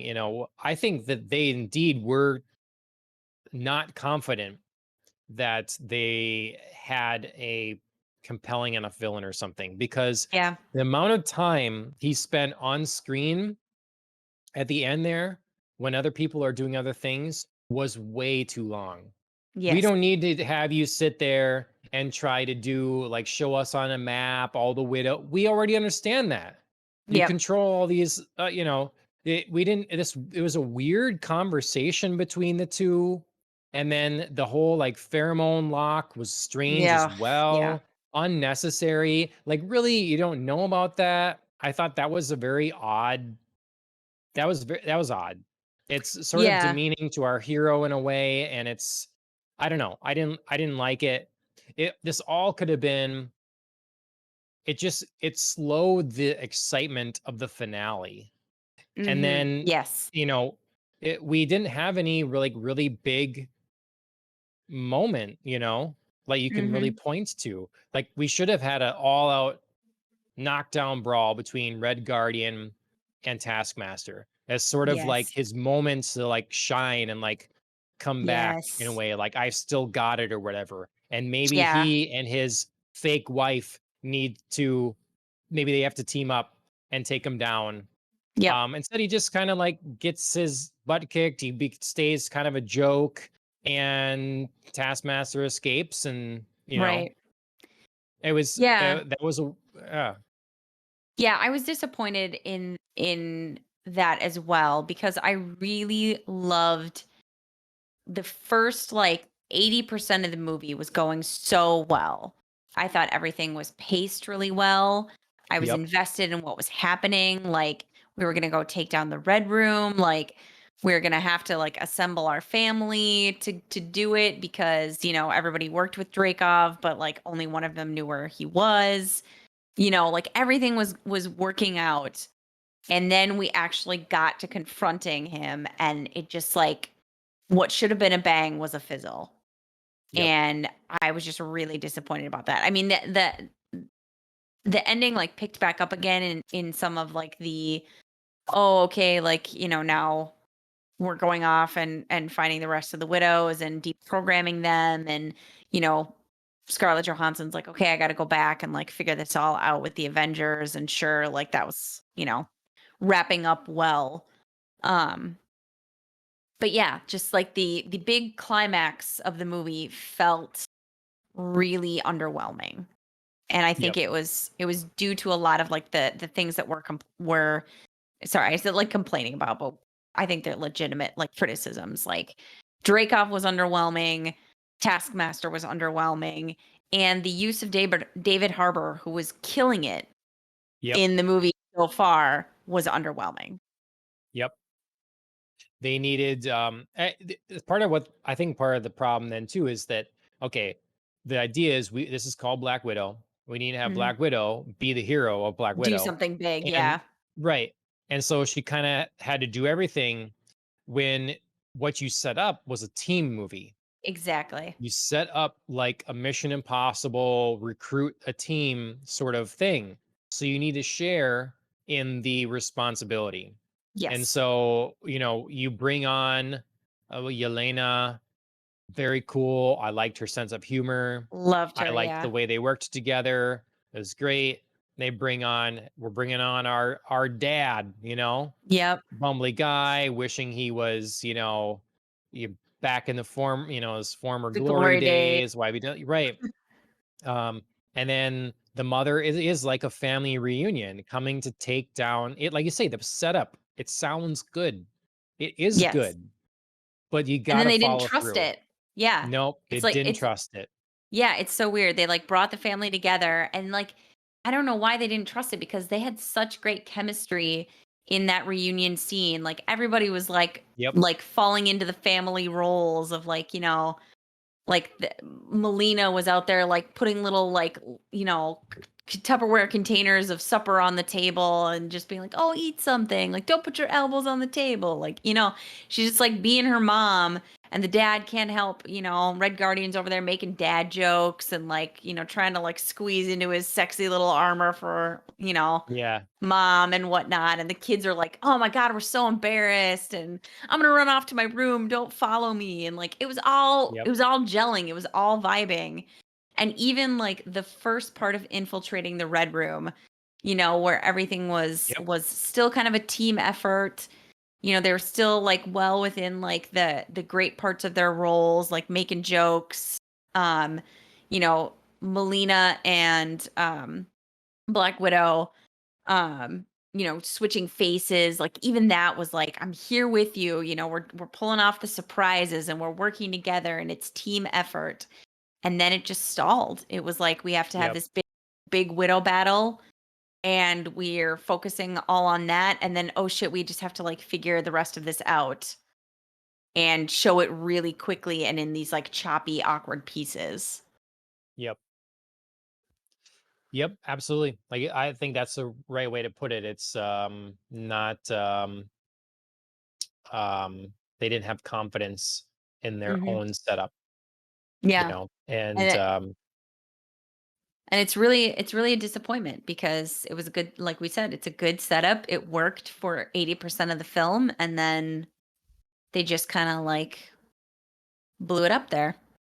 yep, yep. I mean, where was our where was our version of like Daredevil hallway fight scene? I mean, Yeah. why do we, instead of like getting her, I mean, it was kind of a cool fight scene again, but it should have would have been better to have Black Widow fighting her way in a awesome fashion through all these other widows, Mhm. showing how much better and more skilled she is to get to the big bad in the room. And I don't know what the final confrontation has to be there. I don't know if it can be a quick, am I willing to kill? Is this what it is? I kill Yep. him, and maybe that's the conflict, and then it's, am I really better? Do I really Yep. stand for what I think I do now? Mhm. Um, but it wouldn't be this drag out weird thing. Or maybe you get there and you realize like this is just one piece of the, you know, I mean, Mhm. again, it would be destroying everything comic related, whatever. But oh my God, this is actually controlled by Hydra. It's Right. like this is just a branch of that, it's like Right. Spectre and Bond or something, it's the way it is. Um, Yeah. And I but mean, I certainly feel like that could have been a piece of it if they wanted it to be. But I still think that even if it didn't, like we could have had, like you said, a better final battle. Um, More choices had to be made rather than just like this big kind of one room, multiple widows coming after Nat. And then her sister like saves the day by throwing in, the serum and it just like blows up in everybody's faces and like, oh, we really didn't have to make any choices. Like I could just disarm these people and like now I saved them all. yep, Could have been cool to see like Yelena have to come in and try to like use the serum. It doesn't work. We need some more battling to happen. We need another team reunion, team effort, something, to move on, to get what we need to do, or, I don't know, yep, like you said, maybe battle the next boss or, decide what we're gonna do yep. next with the widows. Who knows? But yeah, I think it Well, and was a then disservice to all of them to have them like split up like that and not regroup until it was like, oh, we like did it.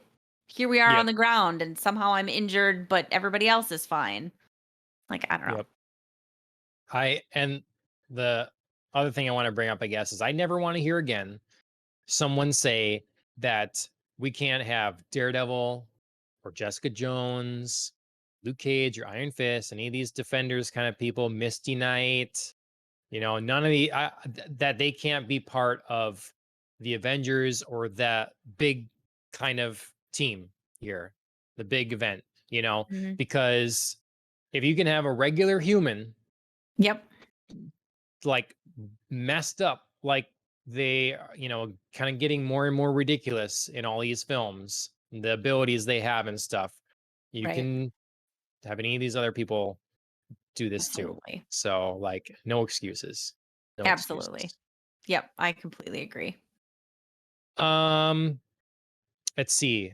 Otherwise, I don't want to leave everybody with the impression that I didn't enjoy my time there. I really did. Mhm. You know, like you said, the pacing, so much of the pacing was good and the humor and everything. It's stuff that is difficult. It's stuff that really Falcon and Winter Soldier failed on Yes. over and over and over. Hard. Pacing and tone and shifting between the serious and caring and the humor and brevity and stuff. So yeah, Mhm. it did all that very well, I think, and some great performances. So yeah, I don't know. I just didn't finish it off. I guess that's we've kind of said it. Is there anything else in there that you've really haven't talked about? We talked kind of high level about a lot of stuff, but Well, I think there's nothing else I really want to talk about for the main movie, but I think we have to talk about what happens at the end in our post credits sure, scene, yeah, because of course that's setting up some ramifications for things that Marvel's, got coming up down the road. Um if anybody didn't stay till after the credits, or didn't keep watching, if you watched on Disney Plus, um you know obviously a big mistake, because it's Marvel and they always have something, and they had a yep, great ending, with Yelena coming back to visit Nat's grave with her dog Fanny, which was a great hilarious touch. And then gets interrupted during her sojourn by Valentina, who comes in, who we've seen now, who we're supposed to be meeting for the first time in this movie, but because of timing and everything, we met first in Falcon and Winter Soldier when she recruits John Walker to be the U.S. agent. And here she makes it clear that Yelena's got some sort of working relationship with her, um, that she's working possibly for whatever entity that Valentina's heading or works for, unclear. But she's got a mission for Yelena, and that's to go after the person who killed Nat, our Black Widow, and that, she says, is Hawkeye. So she's setting up a showdown between Yelena and Hawkeye, which Florence Pugh was just announced to be joining the cast of Hawkeye, the TV series okay, that Marvel's producing. So that is confirmed that she will at least be there in some capacity. okay, yeah. I mean, I was an unexpected ending. I guess I didn't know what was going to be coming. Yeah, sure. Um, yeah, it's definitely one of the more interesting, mysterious elements of the MCU right now. Hmm. Like, um, yeah, I mean, is she gonna be working with what's his name now? Ex Captain America, Oh, Guardian? Is it John just Walker, Guardian? Yeah, it's U.S. just agent. U.S. agent. Okay, Yep. yes, right. So I remember talking about, we So, were like, that's sort of lame. But they don't so always we're get I to choose mean, their names. So, right? whatever. So we're gonna see some sort of team up. I don't know. I Yeah. Well, mean, and it's interesting to see. I feel like this after clip here shows Valentina in a much more sinister light than we saw her in Falcon yes, and Winter Soldier. Because Falcon and Winter Soldier, it's like, sure, okay, like you work for maybe like a shadow shield, like a different kind of right. same Yep. organization, and you're just recruiting like this guy who's clearly messed up, but also we feel sympathy for because he was sort of done wrong. So, maybe this is still like a good thing. And here this really feels like, from what we know, from the main Marvel canon, like Hawkeye didn't like kill Nat. He's not a bad person. And she's setting up this showdown where she like implies that she wants Yelena to go kill Clint Barton. Yeah. Yeah. It's very interesting. So now, this seems a little more fishy. Hmm. Yeah, Alan says maybe they're hinting at a dark Avengers, which would be Yeah.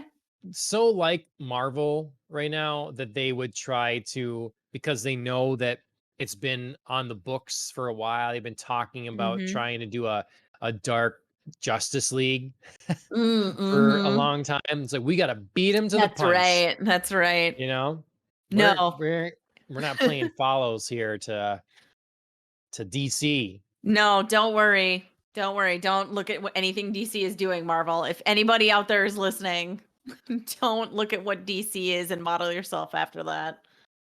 The thing is, a dark Justice League could be awesome if done It'd be right. very It'd awesome. be so awesome. But yeah, I just can see the pettiness. They go back and forth Yeah. like trying to do the same thing. It's Batman versus Superman and Civil War. Like it's those we got to do those things at the same time where heroes are fighting each other, you know. Right. Right. But yeah, I don't know.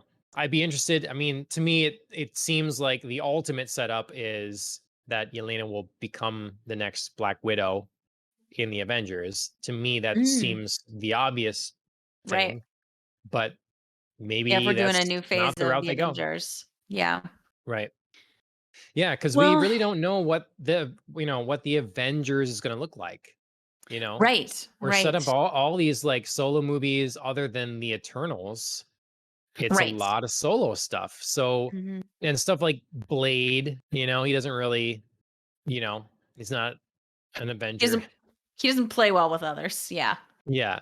Um So, Yeah, I'm not really sure kind of what this new phase of the MCU is going to be looking like if we are even going to be doing kind of group movies. That other than obviously the Eternals, but that's a little bit different. That's not like we're picking and choosing and creating a new Avengers team. Um, so yeah, so I don't know if there's going to be like a Dark Avengers. I don't know. I confess I don't know terribly much about Valentina's comic book history, but I did see a little bit about her potentially working for like um Hydra, and one of her nicknames I think was Madam Hydra. And I don't know if hmm, that's like main canon or if that's like an offshoot. Yeah, sorry. I glanced at it really quickly. So I just remember like seeing that and thinking like, "Oh, is this like, kind of part of that? hmm, Is this like where her loyalties kind of split?" Um sure. so I don't know. Alan's got my back. He's got some info on Madam Hydra here. Confirmed as Valentina. Okay. So yeah, Yeah. so I don't know if this might be kind of like setting up that sort of storyline. But she's definitely shrouded in a lot of unknowns right now. Um, so we'll see kind of maybe where she keeps popping up as a character, and she might be recruiting like her own, Dark Avengers kind of deal. I mean, you can tell she's shady as hell, right? I Right. mean, I guess when you have nowhere else to turn, in the case of John Walker, you're like, okay, disgraced, kicked out, the kind of thing. Where do I turn, with my newfound super soldier abilities? And same with Yelena. It's like, I've made my life killing people and stuff. I can't Right. exactly be like, hey, Avengers, take But me, can't you you though? know. Because Yeah, they took maybe at Black this point. Widow, I know, you maybe at this know? point you can. I don't know. But I mean, if we look at it, so what do we got right now? We have our new Captain America. Yep. We've got presumably we're gonna get Shang-Chi in this. We've Mhm. got you know, Ant-Man and Wasp still exist, still around. Um, Still got Scarlet Witch yep. And and Doctor and Strange. Doctor Strange, yep. Um, I'm sure we're Still missing got some more. I think, Spider-Man yep. I think it and seems like Captain Thor is Marvel. gonna be off somewhere else, maybe. Yeah. Maybe Thor will kind of that's the question. Will this be sort of our end of Thor for a while? Like they're gonna do their own thing there. It's gonna kind of Right. be that, and then or are we really gonna get Jane Foster like jumping in on the Avengers? Yeah, it could go any way, I guess. But Yeah. um, and then Captain Marvel is gonna Mhm. be in like the Marvels. I forget what it's called now, or whatever, but it's not Captain Marvel Right. 2. And so it's kind of involving more. And again, I feel like that's maybe like the Eternals is kind of their own thing that I suppose will probably interact and have issues with, kind of like Guardians of the Galaxy is their own thing, but eventually they interact and have to be part of the Right. solution and the big picture, you know. Right. Um, so be involved. And I'm guessing the Marvels will too. But if we talk about the actual team of Avengers proper, Right. It's I feel not like that's Guardians of the kind of our, Galaxy. yeah, I feel like that's kind of our, you know, kind of our list at this point. You know, we'll Mhm. have the Hawkeye's probably gonna, he's not for long for this world. I know it'll be his daughter. But a lot of people figure that's setting up young Avengers. Now, do we Sure. want to, do we want to do this? We want to do Avengers, Young Avengers, and Dark Avengers? Is this where we're going? I don't know. It seems like a lot. Yeah, I'm not sure. I feel like everything in this next phase of the MCU is a lot more unclear than, we had the first phase that was so mapped out. We could all kind of see where it was going, and like we could all see like, oh, we keep being introduced to our new superheroes, and they're eventually going to come together, and we could see, you know, what was the end game. Pardon the pun on the movie title there.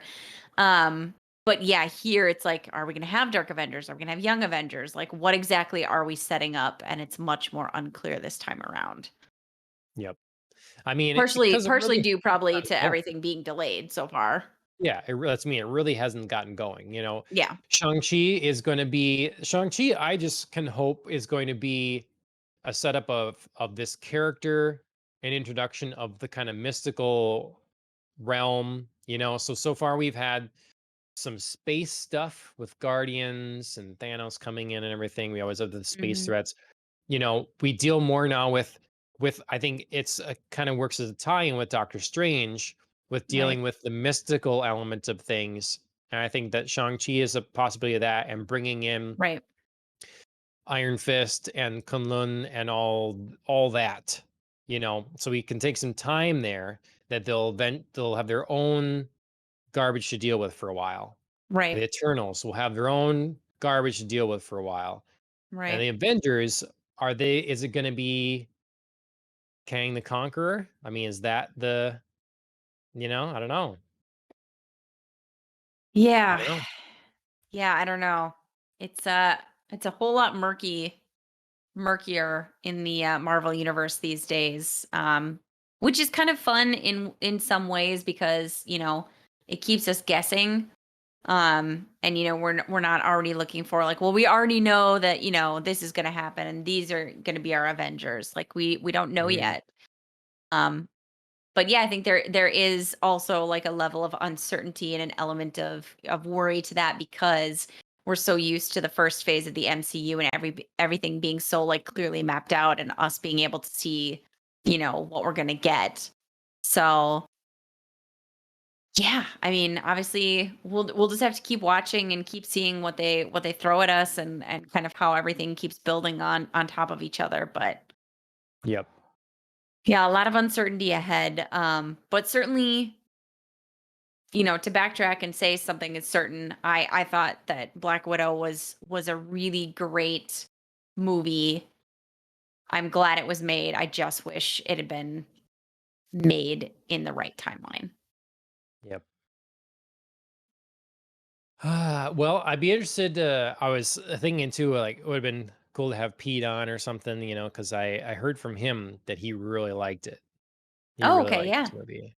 And so I was like, oh, well, okay. And then when I saw, it, I was like, really, Pete? You really liked it? You gotta go see it again. I don't know. Mm. I don't know. I I would say that I really liked it. Um, but I don't know that I'd go see it again. I mean, I might like rewatch it on when it's available on Disney Plus, regular streaming, whatnot. Um, yeah, I might go like watch it again and kind of, do like If I'm introducing somebody to the MCU and watch them all like in the order, and that might be fun, or like do a marathon with Chris or something that may be really fun. But yeah, I don't know that I'd like rush back to go see it again. Well, and this is why sometimes I'm not as like when it comes to comics, I'm pretty well versed on classic Batman and X-Men, a little bit of Spider-Man. And that's kind of where it is. Like that, there's enough X-Men to keep a person busy forever.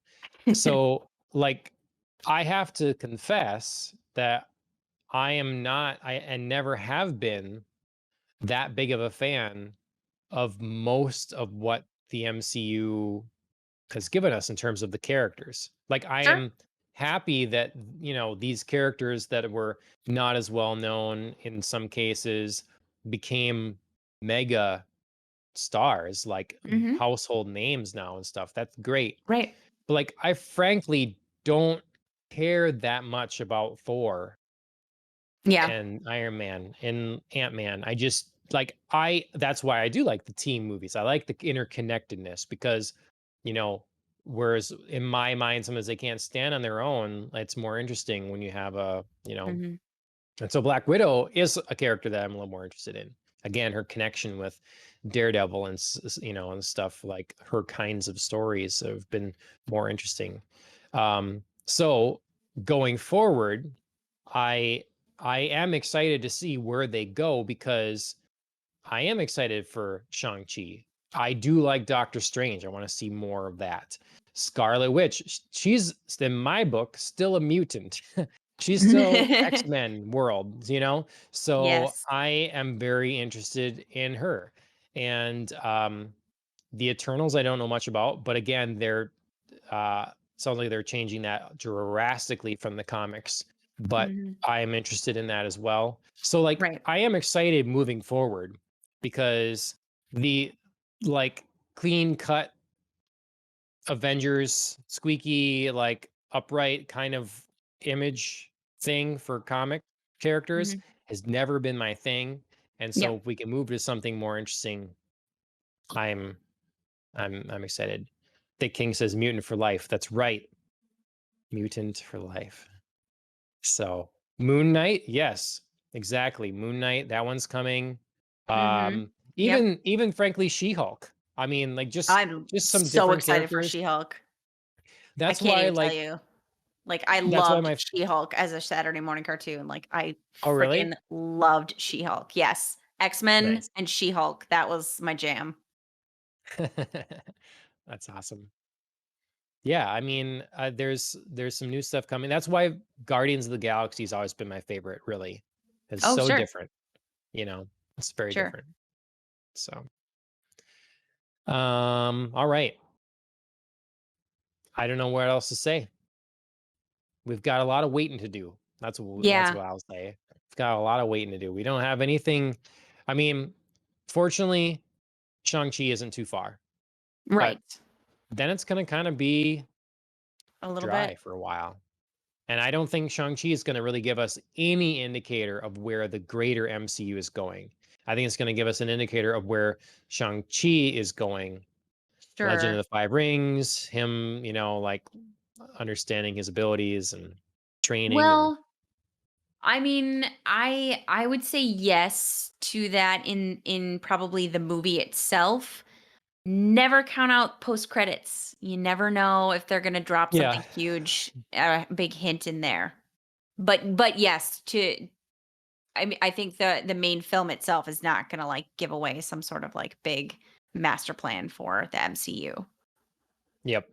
It's I mean, I feel like it'd be a waste. I always get like a little hesitant because of the earlier way that the shows seem to be treated where they're not required viewing, but to me, it's got to be almost Kang the Conqueror multi-dimensional battle. I mean, we're already getting this Mhm. with Doctor Strange, and we're getting Right. more versed in the multiverse kind of thing. But then we start talking stacked universes. And Right. if we're talking Fantastic Four, that means Silver Surfer. It's more space Mhm. stuff. Then you have the Eternals, the Marvels, also space. Like we're setting up a lot of large scale, big picture teams Mhm. and things that it makes sense to have to fight that multi-universe war Right. Right. and win that and settle that now that that's been set into motion.